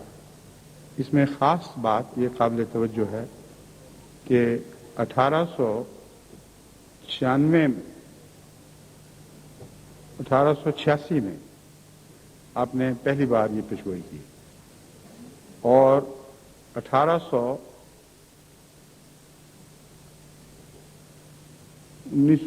لیکھ رام نے کب قبول کی ہے؟ 1890 میں، 93 میں۔ یہ اعداد و شمار کچھ ادھر ادھر ہو گئے ہیں، میں آپ کو مختصراً بتانا چاہتا ہوں ایک اہم بات، اس کے لیے مجھے سن کی ضرورت ہے۔ جی دیکھ رام نے جو قبول کی وہ 97 میں نہیں کی، 4 سال پہلے کی تھی یا 3 سال پہلے کی تھی، 94 میں۔ 1893 یا 94 کی بات ہے کہ لیکھ رام نے کلیتاً اس مباہلے کو قبول کر لیا اور اس کے مقابل پر ایک پیشگوئی شائع کی۔ سوال یہ پیدا ہوتا ہے کہ حضرت مسیح موعود علیہ الصلوۃ والسلام کو اللہ تعالیٰ نے یہ 6 سال کا عرصہ کیوں بتایا، حالانکہ اس سے کم بھی ہو سکتا تھا۔ پہلے شروع میں آپ نے 1 سال کا اظہار کیا تھا، مگر جو خدا تعالیٰ نے آپ کو خبر دی وہ 6 سال کی خبر تھی۔ اس کی وجہ لیکھ رام کی جوابی کارروائی پڑھنے سے سمجھ آ جاتی ہے۔ لیکھ رام نے 1893 میں جو جوابی مباہلہ شائع کیا، اس میں اس نے یہ لکھا کہ 3 سال کے اندر، یہ میری پیشگوئی ہے، قادیان سے مرزا کا وجود، اس کا نام و نشان مٹا دیا جائے گا۔ جس بچے کی یہ خوشخبریاں دے رہا ہے وہ پیدائشی پاگل ہوگا اور کچھ دن رہے گا اور مر جائے گا، اور اس کو ہرگز وہ سعادت نصیب نہیں ہوگی جو یہ مسلم موعود کے نام پر اس کے متعلق بیان کرتا ہے۔ چنانچہ اس نے کہا 3 سال کے اندر تم دیکھنا میری پیشگوئی کے مطابق مرزا غلام احمد قادیانی کا وطن ایسا اجاڑ دیا جائے گا کہ قادیان میں جب تم پوچھو گے کہ مرزا غلام احمد کون تھا تو کوئی بتانے والا نظر نہیں آئے گا۔ کوئی ہوا کرتا تھا جس کا نام و نشان یہاں سے مٹا دیا گیا ہے۔ یہ جوابی کارروائی اس کی 3 سال چاہتی تھی، اس لیے حضرت مسیح موعود علیہ الصلوۃ والسلام کو اللہ تعالیٰ نے 6 سال کا عرصہ بتایا، اور 3 سال ختم ہوتے ہی 4تھے سال میں لیکھ رام کو پکڑ لیا۔ یعنی اس کی ذلت اور مار کی یہ سب سے ذلت اور مار کا ایک بڑا نشان جو اس نے اپنی آنکھوں کے سامنے دیکھا وہ یہ تھا کہ اس کی تمام پیشگوئیاں جھوٹی نکلیں، اور حضرت مسیح موعود علیہ الصلوۃ والسلام کی بستی کو اس 3 سال کے عرصے میں ترقی پر ترقی ملتی رہی، اور بڑی حسرت کے ساتھ اس نے اپنی پیشگوئیوں کو جھوٹا اور جعلی اور مصنوعی ثابت ہوتا ہوا دیکھ لیا۔ بس بعض لوگ جو خیال کرتے ہیں کہ 6 سال کا عرصہ تو لمبا عرصہ ہے، یہ لمبا عرصہ نہیں، اس عرصے میں لیکھ رام کی پیشگوئی کا جھوٹا ہونا شامل کر دیا گیا تھا۔ بس جب اس نے اپنی پیشگوئی کو ناکام اور نامراد ہوتے دیکھ لیا، پھر 97 میں اس کی پکڑ کا سال آیا ہے۔ یہ کیسے واقعہ ہوا اس کی تفصیل میں آپ کے سامنے رکھتا ہوں۔ حضرت مسیح موعود علیہ السلام نے لیکھ رام کی عبرتناک موت کے متعلق جو پیشگوئی 93 سے کر رکھی تھی، اس کی 6 سالہ میعاد مقرر تھی جو اب اختتام کو پہنچ رہی تھی، اور مارچ کے مہینے میں عید الفطر کا دن بھی آ رہا تھا جو اس واقعہ کی معین علامت بتائی گئی تھی۔ 5 مارچ کو عید الفطر کا دن تھا، جو بظاہر سکون سے گزرا، لیکن اگلے دن 7 بجے شام لیکھ رام مکان کی بالائی منزل پر بیٹھے سوامی دیانند کی سوانح عمری لکھ رہے تھے۔ 97 کا سال جو شروع ہوا ہے، اس وقت تک لیکھ رام کی ناکامی تو ثابت ہو گئی، مگر لیکھ رام کو کیسے قتل کیا گیا اور وہ قاتل کہاں گیا، یہ سارا واقعہ جو مخالف لکھنے والوں کو بھی تسلیم ہے کہ اسی طرح ہوا، اس کا خلاصہ یہ ہے کہ 5 مارچ کو جو عید الفطر کا دن تھا، اور یاد رکھیں حضرت مسیح علیہ الصلوۃ والسلام کی پیشگوئی میں یہ الفاظ تھے، وقت العید عید اقرب، ہاں ستارف یوم العید والعید اقرب، کہ تو اس بات کو عید کے دن دیکھے گا، اور والعید اقرب، اور عید قریب ترین ہوگی۔ مراد یہ ہے کہ عید اس دن سے ملی ہوئی ہوگی جس دن یہ واقعہ ہوگا، گویا معین طور پر اس دن کی بھی خبر دے دی جس دن یہ واقعہ رونما ہونے والا ہے۔ 1897 میں جو عید آئی وہ جمعے کے دن تھی، اور اس کے ساتھ ہفتے کا دن تھا جو مہلک تھا، ستارف یوم العید والعید اقرب، تو اس عید کو پہچان لے گا کیونکہ اس واقعہ کے دن وہ عید قریب ترین ہوگی جو ہفتے کا دن بنتا ہے۔ ہفتے کے دن جو واقعات رونما ہوئے وہ یہ تھے کہ لیکھ رام اپنے مکان کی بالائی منزل پر بیٹھا ہوا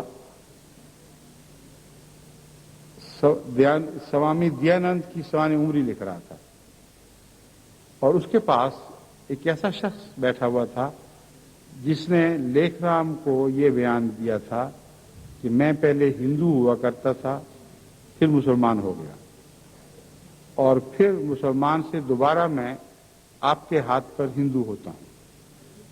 یہ شخص کبھی کبھی لیکھ رام کو آ کر ملا کرتا تھا، اور اس دن وہ آیا اور اس نے کمبل اوڑھا ہوا تھا اور لیکھ رام کے پاس حاضر ہوا، اور اس نے اس کو بلا کر اپنے ساتھ بٹھا لیا، اور یہ سوامی دیانند کی تاریخ لکھنے لگا۔ اس کے ساتھ اس صحن کے پرلی طرف دروازے بند تھے جن میں اس کی بیوی اور ماں تھے، اور نیچے بازار بس رہا تھا جو آریوں کا بازار تھا، اور اسی آریوں پر ہی زیادہ تر مشتمل تھا۔ پرلی طرف سیدھی دیوار تھی جس پر سے چھلانگ لگانے والا بچ نہیں سکتا تھا، اور ایک طرف یہ دروازہ، دو طرف پختہ دیواریں گھری ہوئی تھیں، گویا اس شخص کے نکل بھاگنے کا کوئی رستہ نہیں تھا۔ جب لیکھ رام نے وہ تصنیف مکمل کی اور آخری فقرہ لکھ کر اپنے ہاتھ انگڑائی کے لیے اونچے کیے، اس وقت اس نے خنجر کا اس پر وار کیا اور اس کی انتڑیاں باہر نکلیں اور جگہ جگہ سے کٹ لیں۔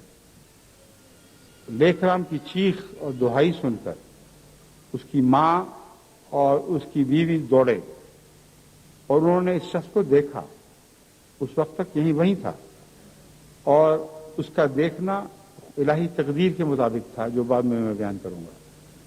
اس شخص نے اس کے ہاتھ میں جو چیز تھی کوئی، اس کی ماں کے سر پر ماری اور وہ بے ہوش ہو کر جا پڑی، اور پھر یہ نکلا ہے اس دہائی کے بعد۔ نیچے بازار والوں نے کہا ہمارے پاس سے تو کوئی گزر کے نہیں گیا، وہ شخص اوپر چڑھ گیا ہوگا۔ چھت پہ جا کے دیکھا تو وہاں سے نیچے اترنے کی کوئی جگہ ہی نہیں تھی۔ 2 منزلہ مکان کی چھت کے اوپر سے وہ اگر گرتا تو اس کی ہڈیاں پسلیاں ٹوٹتی، لیکن اس کا کوئی نشان نہیں تھا۔ ہر طرف تلاش کی گئی، لیکھ رام کو ہسپتال پہنچایا گیا، مگر اس شخص کا کوئی نام و نشان نہیں ملا، اور پولیس چھان بین کے باوجود اس کو مہیا نہ کر سکی۔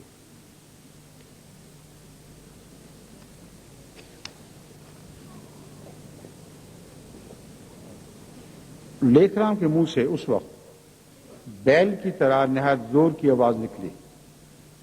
حضرت مسیح موعود کے الفاظ میں یہ تھے کہ وہ ایک گائے کے بچڑے کی طرح خوار ہے اس کی، جو نکلے گی۔ بیوی ماں دوڑے، لیکھ رام کو فوری طور پر ہسپتال پہنچایا گیا۔ شام کا وقت تھا۔ ڈاکٹر مرزا یعقوب بیگ صاحب جو احمدی تھے وہ ڈیوٹی پر تھے، اور ڈاکٹر پیری جو انگریز ڈاکٹر تھے جنہوں نے آ کے آپریشن کرنا تھا وہ موجود نہیں تھے۔ ڈاکٹر یعقوب بیگ صاحب نے پیغام بھیجا، ڈاکٹر پیری آخر آ پہنچا اور اس نے آپریشن کیا، اور آپریشن کے دوران جب وہ ڈاکٹر یعقوب صاحب کو مرزا صاحب کہہ کے مخاطب ہوتا تھا تو لیک رام کانپنے لگتا تھا، کیونکہ وہ سمجھتا تھا کہ حضرت مرزا صاحب یہاں بھی پہنچ گئے ہیں۔ اور اس حالت میں بہت ہی کرب کے ساتھ تڑپ تڑپ کے اس نے جان دی۔ جب لیک رام کے ساتھ یہ واقعہ گزر گیا تو اس کی لاش جلا دی گئی اور دریا میں بہا دی گئی۔ جس طرح پہلے سامری کی لاش جلائی گئی تھی اور اجلن جسد لہو خوار، اسی کے بچھڑے کے متعلق قرآن کریم کی آیت ہے۔ یہی الہام حضرت مسیح موعود علیہ الصلوۃ والسلام کو ہوا تھا، جس سے ایک اور مماثلت اور الہی تائید حاصل ہوئی، یعنی لیک رام جو بولتا تھا وہ بچھڑے کی طرح ڈکارتا تھا، اور اس کے سوا اس کے منہ سے کوئی واضح کھلی بات سمجھ نہیں آتی تھی۔ اور اس کی لاش کو بھی جلا دیا گیا، خاکستر کر دیا گیا، اور اس کی لاش پانیوں میں بہا دی گئی۔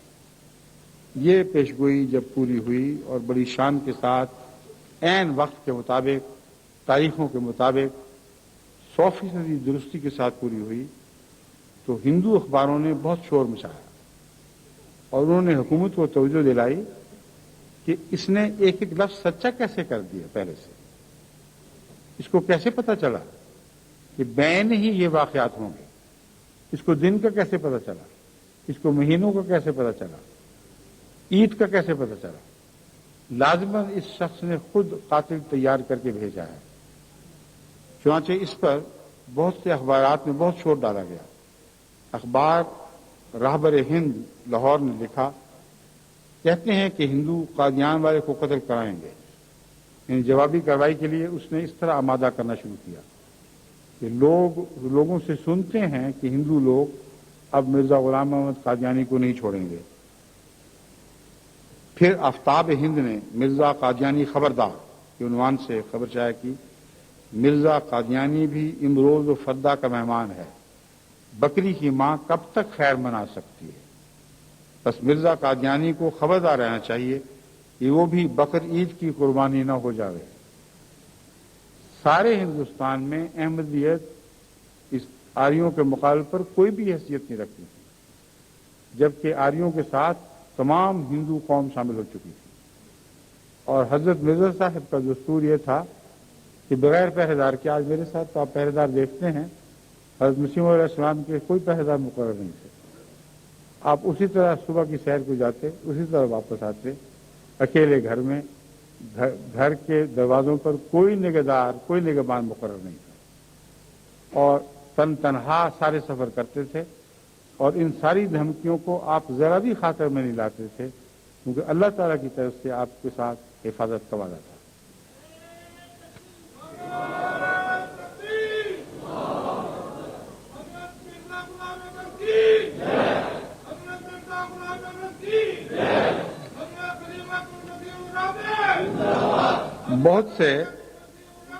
بہت سے اشتہار شائع کیے گئے ہندوؤں کی طرف سے، اور انعام مقرر کیے گئے کہ کسی طرح اس قاتل کو ڈھونڈو، وہ کون ہے، اس کا ماضی کیا ہے، وہ کہاں چلا گیا۔ اور اس ضمن میں بعض خبریں دی گئیں، یہاں تک کہ کشمیر سے بھی لوگ پکڑ کے بلائے گئے، اور دور دور سے اس شبے میں کہ یہ وہ شخص ہے جس کا نہ سر نہ پیر، بعید نہیں کہ یہی قاتل ہو۔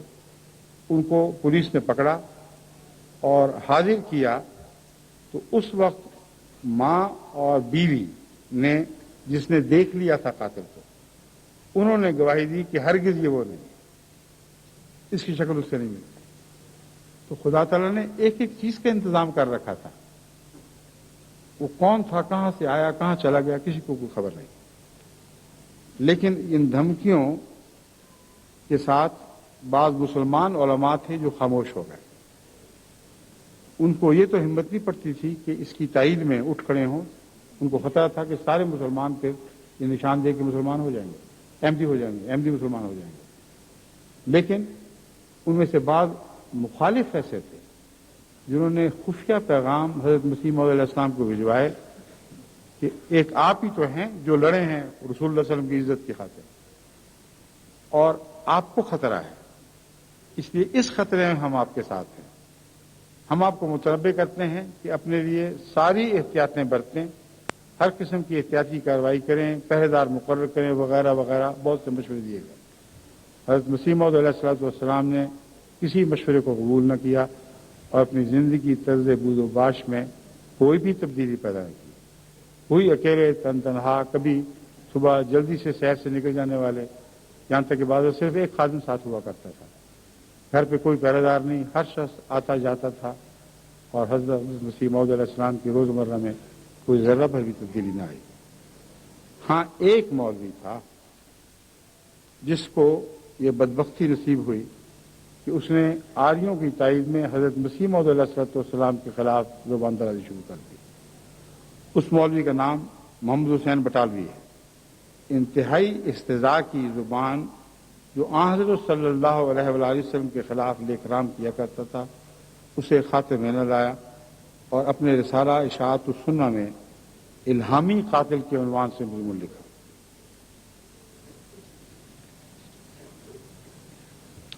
جب حضرت مسیح موعود علیہ السلام کو اس سلسلے میں بار بار تنگ کیا گیا، اور جیسا کہ میں نے بیان کیا، مولوی محمد حسین بٹالوی بھی رسول اللہ صلی اللہ علیہ وسلم کے دشمن کے حق میں آپ کے خلاف اٹھ کھڑا ہوا، اور اس کا حضرت مسیح موعود کا نام الہامی قاتل رکھا. ہندو اخبارات نے جہاں تک ان کی بن پڑی، انہوں نے حضرت مسیح موعود علیہ السلام کے خلاف چھوڑ ڈالا.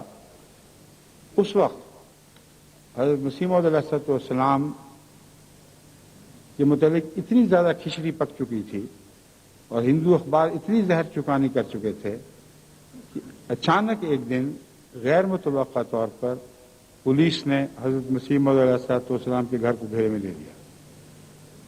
اس وقت جو ایس پی تھا، سپرنٹینڈنٹ پولیس، وہ انگریز تھا، اور اس کے نائبین میں سے ایک ڈپٹی نائب تھا جو مسلمان تھا، لیکن حضرت مسیح موعود علیہ السلام کے خلاف ہمیشہ غلیظ زبان استعمال کیا کرتا تھا. انسپکٹر پولیس تھا، اور اس نے یہ اعلان کیا تھا کہ میں ان ہاتھوں سے مرزا قادیانی کو ہتھکڑی پہناؤں گا، دیکھو وہ کیسے مجھ سے بچ کے نکلتا ہے. چنانچہ جو تلاشی شروع ہوئی اس میں حضرت ام المومنین رضی اللہ تعالی عنہا کے ایک بیان کا خلاصہ میں آپ کے سامنے رکھتا ہوں. آپ فرماتی ہیں کہ میری پھوپھی جان حضرت مبارکہ بیگم کا چلہ نہائے ہوئے ابھی 2-3 دن ہی گزرے تھے کہ اوپر کے مکان سے زور زور کی آوازیں آنی شروع ہوئیں. مسجد کا دروازہ بڑے زور سے کھٹکا، اور اس طرف سے بھی ایک سپاہی نمودار اور اس طرف سے بھی ایک سپاہی نمودار ہوا. حضرت صاحب اندر دالان میں بیٹھے کام کر رہے تھے. آپ کو پیغام بھجوایا گیا کہ سپاہی آ گیا ہے. اب بڑے اطمینان سے اٹھے، مسجد کی طرف گئے، دیکھا تو وہاں انگریز کپتان پولیس کھڑا تھا. حضور نے اسے مکان کے اندر آنے کی دعوت دی، اور اس کے ساتھ ہی پولیس نے مکان پر ہر جگہ سے قبضہ کر لیا اور تمام اونچی جگہوں پر کھڑا ہو کر مکان کی حرکات و سکنات کا ملاحظہ کرنے لگی. اس وقت ہمارے چچا جان حضرت مرزا بشیر احمد صاحب چھوٹے تھے، اور اماں جان کو سب سے پہلے اس واقعے کی اطلاع انہوں نے یہ دی کہ پائی آیا ہے. اماں جان حیران تھی، پائی آیا کیا مطلب ہے؟ تو وہ سپاہی کو دیکھ رہے تھے، تو سپاہی کو پائی کہتے تھے. تو سب سے پہلی جو اطلاع ملی ہے وہ اس بچے کی طرف سے ملی کہ سپاہی آ گیا ہے. لیکن پولیس کا جیسا کہ رواج ہے، چاروں طرف سے ہر طرح سے مسلح پولیس نے مکان کو گھیر رکھا تھا. حضرت مسیح موعود علیہ السلام نے اس سبرڈینٹ پولیس کو جو انگریز تھا اس سے فرمایا کہ کوئی اگر اجازت ہو تو آپ کی کوئی خاطر کی جائے، گرم دودھ کوئی چیز، اس لیے کہ اس کو بیچارے کو تلاشی کے دوران ایک چھوٹے دروازے سے گزرنا پڑا تھا اور سر اتنی زور سے ٹکرایا تھا کہ بھنا گیا تھا. اس لیے نہیں کہ آنے والے پولیس کی کوئی خاطر کی جا رہی ہے، اس کی بیماری کی پیش نظر. مسیح موعود علیہ السلام نے فرمایا کہ میں گرم دودھ لے آؤں، کوئی چیز لاؤں، تو تھوڑی دیر کے بعد اس نے کہا نہیں میں ٹھیک ہے، میں سمجھ گیا. اب جو تلاشی ہوئی ہے اس کا حال یہ تھا کہ تمام تالے توڑے گئے، ہر کونا کترا دیکھا گیا، تمام ڈاک کی تلاشی لی گئی، بعض اینٹیں اکھڑی گئیں، بعض دیوار کے پیچھے جہاں خیال تھا کہ کوئی چیز چھپائی جا سکتی ہے وہ دیواروں کو اکھیڑ دیا گیا، اور کوئی امکان باقی نہیں چھوڑا جس سے کہ چھپانے والا کوئی چیز چھپا سکتا ہو. یہاں تک کہ بعض خطوط نکالے گئے جن خطوط میں حضرت مسیح موعود علیہ الصلوۃ والسلام کو لیکھ رام کی موت پر مبارکباد لکھی گئی تھی. وہ خطوط اس پولیس افسر کے سامنے پیش کیے گئے، اور یہی انسپکٹر پولیس دوڑا گیا کہ دیکھو جی پکڑا گیا. اس شخص کو اس کے مریدوں نے مبارکباد کے خط لکھے ہیں، ثابت ہوتا ہے کہ اس کا دخل ہے. وہ انگریز بہرحال غصے میں مزاج تھا، اس نے کہا کیا باتیں کر رہے ہو، اس خط پہ اس کا ملوث ہونا کیسے ثابت ہو سکتا ہے. حضرت مسیح موعود علیہ السلام نے فرمایا کہ یہ تو ایک خط ہے، میرے پاس ایک صندوقچی بھری ہوئی ہے، اجازت ہو تو میں وہ لے آتی ہوں. اس صندوقچی میں سارے مبارکباد کے خط ہیں. غرضی کہ اتنی تلاشی ہوئی ہے کہ اس تلاشی میں کوئی اشارتاً بھی کوئی ثبوت کسی قسم کا اگر مہیا ہوتا تو وہ ضرور وہاں سے نکلنا چاہیے تھا. یہ جب واقعہ گزر گیا اور پولیس نے بالآخر حضرت مسیح موعود علیہ الصلوۃ والسلام کو بری ذمہ قرار دے دیا، تب بھی سارے ہندوستان سے آریہ سماج کی طرف سے اور بعض دوسرے ہندوؤں کی طرف سے دشمنی کا شور بڑھتا رہا، اور باوجود اس دشمنی کے شور کے حضرت مسیح موعود علیہ الصلوۃ والسلام کو کچھ نہیں ہوا. اسی طرح آپ نے بقیہ زندگی بسر فرمائی. اور یہ 1897 کا جلسہ تھا جو اس لیکھ رام کی پیشگوئی کے بعد اس شان کے ساتھ منایا جا رہا تھا. گھانسی رام MA LLB کا اعلان تھا. اس نے یہ بات حق کہی کہ صوبہ پنجاب کے دارالخلافت لاہور میں یہ قتل ہوا، مگر پولیس قاتل کا پتہ چلانے میں ناکامیاب رہی. اتفاق یہ دیکھیے کہ غلام احمد کی پیشگوئی پوری ہوئی اور پنڈت لیکھ رام کو شہادت نصیب ہوئی. اس بات کو پرمیشر ہی جان سکتا ہے کہ اس کا بھیجا ہوا تھا، اس کا بھیجا ہوا عذاب تھا یا انسان بھی تھا کہ نہیں. چنانچہ ہندوؤں نے کھلے عام بڑے بڑے لیڈروں اور لکھنے والوں نے یہ تسلیم کیا. پنڈت مدن گوپال سناتن دھرمی کا یہ اعتراف ہے. وہ لکھتے ہیں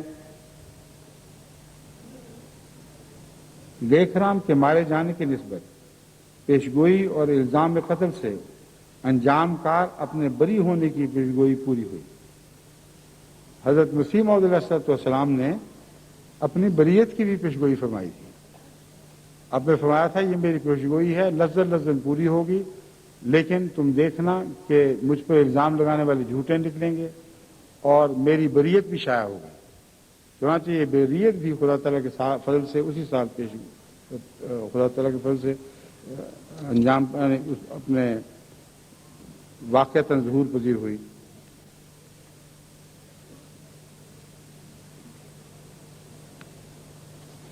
یہ ایک واقعہ ہے جو مشہور آریہ سماجی پنڈت دیو پرکاش نے لیکھ رام کے قتل کے متعلق خود لکھا ہے اور ان سب باتوں کی تصدیق کی ہے. وہ یہ لکھتا ہے عین اس وقت جبکہ پنڈت جی نے مہارشی کے جیون کے اس آخری حصہ کو، جس وقت کہ انہوں نے اپنی زندگی کا ویدک دھرم کے راستہ میں قربان کیا اور کہا کہ ایشور تیری اچھا ہو، یعنی اے خدا تیری خواہش پوری ہو، تیری رضا پوری ہو. جب اس بات پر پہنچا ہے اس وقت وہ خنجر اس کے پیٹ میں گھونپ دیا گیا۔ یہ ہندو لکھنے والا اقرار کر رہا ہے کہ لیکھ رام کے آخری الفاظ یہ تھے اٹھتے ہوئے، اب میں نے اپنا کام ختم کر لیا، اے ایشور تیری اچھا ہو، اے خدا اب جو تو چاہتا ہے وہ کر۔ عین اس وقت وہ خنجر اس کے پیٹ میں گھونپ دیا گیا۔ وہ کہتے ہیں کہ انہوں نے اپنی زندگی کو ویدک دھرم میں کے راہ پہ قربان کر دیا۔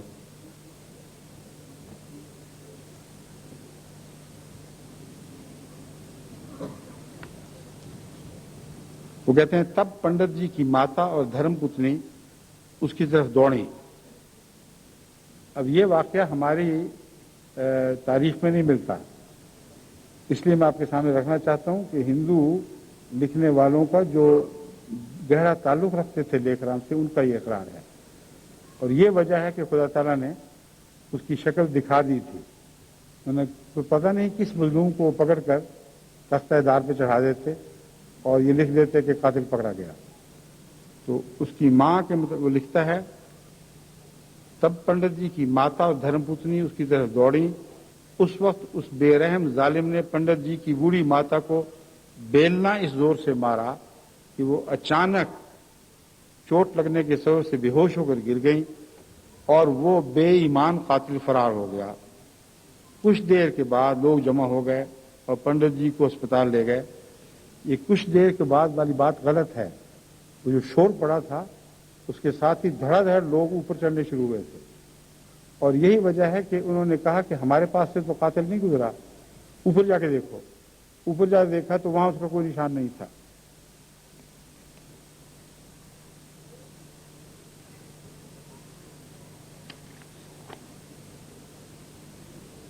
حضرت مسیح موعود علیہ الصلوۃ والسلام نے اپنی بریت پر اس لحاظ سے اکتفا نہیں فرمایا کہ حکومت کی طرف سے تحقیقی کارروائی کے نتیجے میں آپ کو بری قرار دیا گیا ہے۔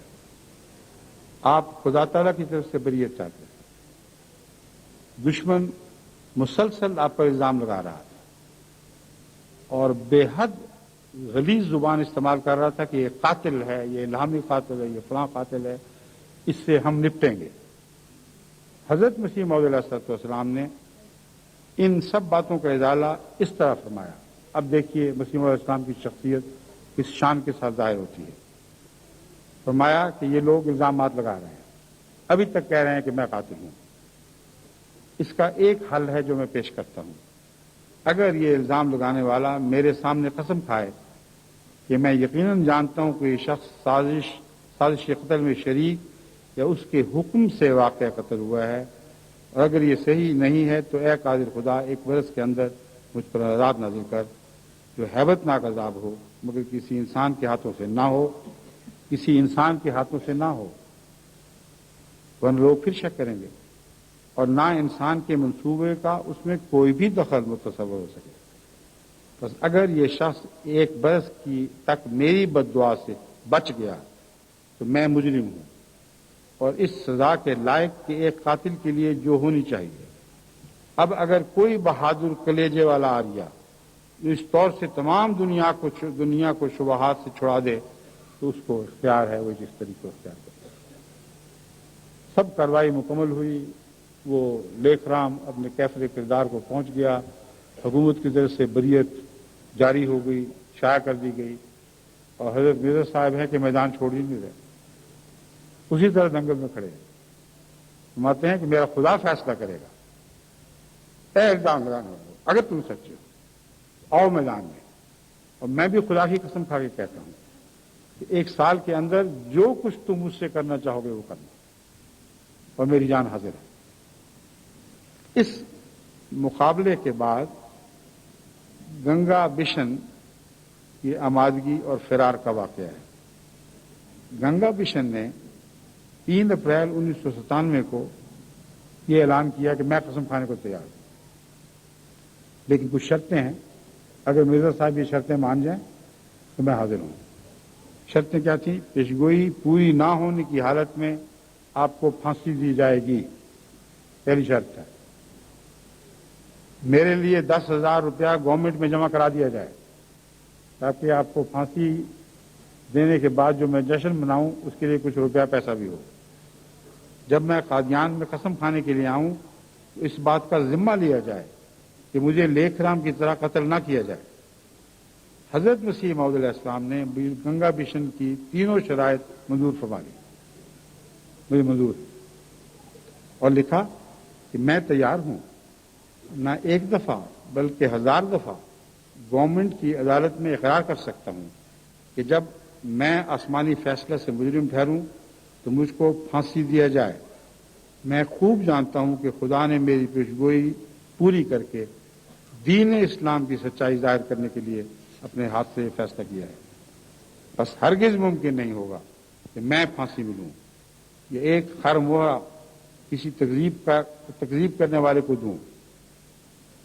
خر مہرہ یا خر مہرہ؟ خر مہرہ ہی کرا تھا، خر مہرہ، خر مہرہ یا ایک خر مہرہ، یعنی ایک پیسہ جو کچھ بھی آپ اس کو کہہ لیں، کسی تکذیب کرنے والے کو دوں، بلکہ وہ خدا جس کے حکم سے ہر ایک جنبش و سکون ہے اس وقت کوئی اور ایسا نشان دکھائے گا جس کے آگے گردنیں جھک جائیں گی. میدان میں کھڑے ہیں اور دشمن کو دعوت پہ دعوت دے رہے ہیں. یہ اشتہار پڑھ کر لالا جی نے کہا 1 سال کو میں نہیں مانتا، چاہتا ہوں کہ فوراً زمین میں غرق کیا جاؤں. اور اس کا مطلب تھا کہ اس طریق پر میں بھاگنے کے لیے گرا نکالوں گا، یا یہ کہ مہینہ اور گھنٹہ موت کا مجھے بتا دیا جائے. حضرت اقدس نے جواب دیا کہ یہ آپ کے پہلے اقرار کے خلاف ہے. آپ نے خود جو شرطیں لکھی تھیں ان شرطوں کو میں من و عن تسلیم کر چکا ہوں. ان شرطوں میں 1 سال والی بات موجود ہے. بس آپ کے پہلے اقرار سے پھرنے کا آپ کو کوئی حق نہیں. علاوہ اس کے میں خدا تعالیٰ کی طرف سے مامور ہوں، اس کے حکم سے زیادہ نہیں کر سکتا. اس نے مجھے 1 سال کا وعدہ فرمایا ہے. میں اپنی طرف سے تو باتیں بنا نہیں رہا، کیونکہ خدا نے مجھے 1 سال کا کہا ہے. میں 1 سال پر قائم رہوں گا. ہاں اگر میعاد کے اندر کوئی زیادہ تشریح خدا تعالیٰ کی طرف سے کی گئی تو میں اس کو شائع کر دوں گا، مگر کوئی عہد نہیں. آپ اگر اپنی بہادری پر قائم ہیں تو 1 سال کی شرط قبول کر لیں. میں یہ اقرار بھی کرتا ہوں کہ صرف اس حالت میں یہ نشان سمجھا جائے گا جب کسی انسانی منصوبہ سے آپ کی موت نہ ہو اور کسی دشمن بداندیش کے قتل کا شبہ نہ ہو. لالا گنگا بشن نے اب کی دفعہ یہ شرط بھی زائد کی تھی کہ اگر آپ جھوٹا نکلنے کی صورت میں پھانسی دیے جائیں تو لاش گنگا بشن کے حوالے کی جائے، جو چاہے تو جلا دے یا دریابد کر دے. اس نے ایک یہ شرط بھی زائد کی تھی. حضرت مسیح موعود علیہ السلام اس شرط کی منظوری کا بھی اعلان فرماتے ہیں. اس کے ساتھ لکھا، میرے نزدیک بھی جھوٹے کی لاش ہر ایک ذلت کے لائق ہے. اور یہ شرط در حقیقت نہایت ضروری تھی، جو لالا گنگا بشن صاحب کو عین موقع پر یاد آ گئی. لیکن ہمارا بھی حق ہے کہ یہی شرائط بالمقابل اپنے لیے بھی قائم کریں. ہم نے مناسب نہیں دیکھا کہ ابتداً اپنی طرف سے یہ شرط لگا دیں، مگر اب چونکہ لالا گنگا بشن صاحب نے بخوشی خود یہ شرط قائم کر دی ہے، اس لیے ہم بھی تہ دل سے شکر گزار ہو کر اس شرط کو قبول کر کے اس قسم کی شرط اپنے لیے قائم کرتے ہیں. وہ یہ ہے کہ گنگا بشن صاحب حسب منشا پیشگوئی مر جائیں تو ان کی لاش بھی ہمیں مل جائے، تا بطور نشان فتح وہ لاش ہمارے قبضہ میں رہے، اور ہم اس لاش کو ضائع نہیں کریں گے، بلکہ بطور نشان فتح مناسب مسالوں کے ساتھ محفوظ رکھ کر کسی عام منظر میں یا لاہور کے عجائب گھر میں رکھوا دیں. اس شان کا انسان ایسی باتیں کرتا. جس شخص نے خود قتل کا منصوبہ بنایا ہو، اس کو علم ہو کہ خدا کا اس میں کوئی بھی دخل نہیں، وہ دنیا کی عدالتوں سے بری ہو چکا ہو، اسے ضرورت کیا پڑی تھی کہ دوبارہ خدا کی عدالت تک جا پہنچے، اور اس شان اور اس دلیری اور اس بہادری کے ساتھ اعلان کرے کہ ہاں میری لاش تم لو اور تمہاری لاش میری لاش کو تم کہتے ہو نا کہ جلاؤ گے اور بکھیر دو گے، میں تمہاری لاش کی عزت کروں گا اور فرعون کی طرح اس کی ممی بنا کر لاہور کے عجائب گھر میں رکھوائی جائے گی. اب لالا جی کے لیے کوئی راہ فرار باقی نہیں تھی۔ حضرت مسیح موعود علیہ الصلوۃ والسلام ان کی شرطوں کو تسلیم کرتے ہوئے بار بار للکار رہے تھے کہ آؤ میدان میں آؤ، مگر لالا گنگا بشن صاحب کو اپنی لاش سامنے نظر آ رہی تھی۔ وہ مرد خدا کیسے بنتے؟ ناچار ایک اشتہار میں اپنی لاش دینے سے انکار کر کے اس قصے کو ختم کیا۔ آخری جو دلیل ان کی یہ تھی، آخری دلیل جو ان کی تھی وہ بس یہی تھی کہ یہ جو شرط ہے نا کہ لاش دینے والی، اگرچہ میں نہیں لگائی تھی مگر میں اس کے لیے تیار نہیں، اس لیے اس قصے کو ختم کر دیا گیا۔ یہ وہ الہی مناظرہ تھا جو آسمان کی نظر کے نیچے خدا تعالیٰ کی نگاہ کے سامنے اس دنیا میں کیا جا رہا تھا، اور یہ وہ مباہلہ تھا تو اس طرح اپنے انجام کو پہنچا۔ عجیب بات ہے کہ اسی سال ضیاء الحق کی ہلاکت کے سلسلے میں بھی اسی طرح بریت ہوئی ہے۔ زمین سے بھی میری بریت ہوئی اور آسمان سے بھی میری بریت ہوئی۔ جو قاتل کہنے والا تھا وہ خود مباہلے کا نشان بن کر ہلاک ہو گیا، اس کا ذکر میں بعد میں پھر کروں گا۔ لیکن ضیاء الحق کے متعلق یہ بات قابل ذکر ہے کہ امریکی فضائیہ کے ریسرچ سیل نے سابق صدر پاکستان کے طیارہ کے حادثہ کے بارے میں اپنی رپورٹ مکمل کر لی ہے، جو شائع کر دی گئی ہے۔ وہ یہ کہتے ہیں کہ کسی فنی خرابی کی وجہ سے جس کا ہمیں علم نہیں ہو سکا یہ طیارہ تباہ ہوا ہے۔ 88 میں ہونے والے حادثہ میں تخریب کاری کے شواہد، کوئی شواہد نہیں ملے، کسی قسم کی تخریبی کارروائی کا کوئی شبہ نہیں۔ بلیک بکس جو ہر قسم کی خرابی کو ریکارڈ کرتا ہے وہ ملا ہے، اس میں قطعی طور پر اس سے ثابت ہوتا ہے کہ کسی قسم کی کوئی تخریبی کارروائی اس جہاز میں نہیں کی گئی تھی۔ یہ معلوم ہے کہ جہاز کے تمام انجنوں نے حادثہ کے وقت فوری طور پر کام کرنا بند کر دیا۔ اب یہ ایک عجیب نشان ہے اللہ تعالیٰ کی طرف سے۔ تمام انجنوں نے بیک وقت بغیر کسی ایسی وجہ کے جو بلیک باکس ریکارڈ کرتا کام کرنا بند کر دیا۔ بس اس کے اچانک بند ہونے کی وجہ کبھی سمجھ نہیں آئے گی، کیونکہ ایک بلیک باکس ہی گواہ تھا۔ تو جس طرح لیکھ رام اپنے انجام کو پہنچا اور اس کی ہلاکت کی وجہ کبھی سمجھ نہیں آ سکی، اسی طرح اس زمانے کا لیکھ رام بھی اپنے اس انجام کو پہنچا جو اس کے لیے مقدر تھا، جس کے متعلق میں اپنی نظم میں پاکستان میں ہوتے ہوئے ان صاحب کی موجودگی میں اعلان کر چکا تھا کہ کل جو لیکھوں پہ تلوار چلی آج جب اذن ہوگا تو تم پر بھی چلے گی۔ اس خدائی تقدیر نے اس دور کے اس لیکھ رام کا بھی صفایا کیا، اور یہ 1897 کی بات ہے اور آج 1997 ہے۔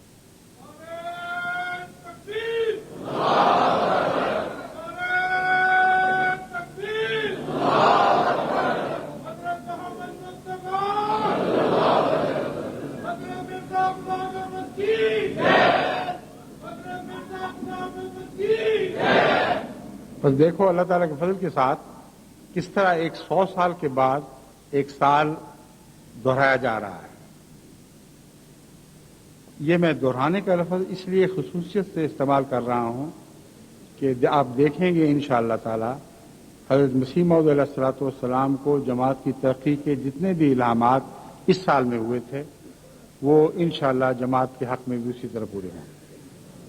بس اس الہی جشن منانے کی تقریب کے لیے تیاری کریں جو عالمی جشن ہوگا، جس میں توحید کی فتح ہوگی اور خدا تعالیٰ کی منہ کی ساری باتیں پوری ہوں گی۔ جو لیکھ رام پہلے قتل ہوا ویسا ہی لیکھ رام دوبارہ آپ کی آنکھوں کے سامنے اپنے انجام کو پہنچ چکا ہے۔ وہی باتیں جو اس زمانے میں ظاہر ہوئی جس نے حضرت مسیح موعود علیہ الصلوۃ والسلام کو اس سے بری میں فرمایا، وہی باتیں آج اس زمانے میں بھی پوری ہو رہی ہیں۔ یہ وہ زمانہ ہے جبکہ میں نے بھی اس سال دوبارہ مباہلے کا چیلنج دیا، جس طرح حضرت مسیح موعود علیہ الصلوۃ والسلام نے ان بدبختوں کو ایک مباہلے کا چیلنج دیا تھا، میں نے بھی ایک آخری مباہلے کا چیلنج دیا ہے، اور اس مباہلے کے متعلق انشاءاللہ تعالی میں کل کی تقریر میں کچھ آپ کے سامنے پیش کروں گا۔ آسمان سے شہادتیں اتر رہی ہیں، آسمان سے گواہیوں کا نزول ہو رہا ہے۔ خدا بڑے زور آور حملوں کے ساتھ دنیا پر یہ ثابت کر رہا ہے کہ احمدیت سچی ہے اور خدا کی جماعت ہے۔ اس جماعت کو دنیا میں پھیلنا ہی پھیلنا ہے، اسے تمام عالم پر محیط ہونا ہے، تمام کائنات پر اگر ایک بادشاہی ہوگی تو وہ توحید کی بادشاہی ہوگی، اور ہم یہ ادنا غلام ہیں جو اس بادشاہی کو قائم کرنے کے لیے چنے گئے ہیں۔ اللہ تعالی ہمیں اس کی توفیق عطا فرمائے، اور انشاءاللہ اب میں اس خطاب کو جو کچھ اندازے سے زیادہ ہی لمبا ہو گیا ہے، کیونکہ ترتیب اس کی جیسا کہ میری خواہش تھی ٹھیک نہیں دی جا سکی، خصوصیتیں اور بہت تھیں، بس جو خامیاں ہیں میں ان سے کی معذرت چاہتا ہوں، لیکن جو مضمون میں آج آپ کے سامنے رکھ چکا ہوں اللہ کے فضل کے ساتھ، اس سے پہلے اس طرح احمدی کی تاریخ پہ پیش نہیں کیا گیا۔ السلام علیکم ورحمۃ اللہ وبرکاتہ۔ اب دعا کر لیجئے، افتتاحی دعا۔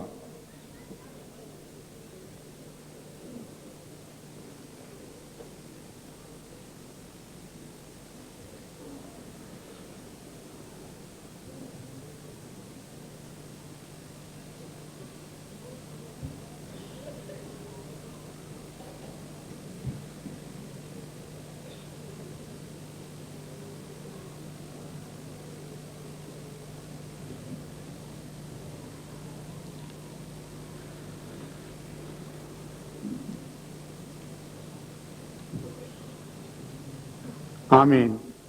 السلام علیکم ورحمۃ اللہ۔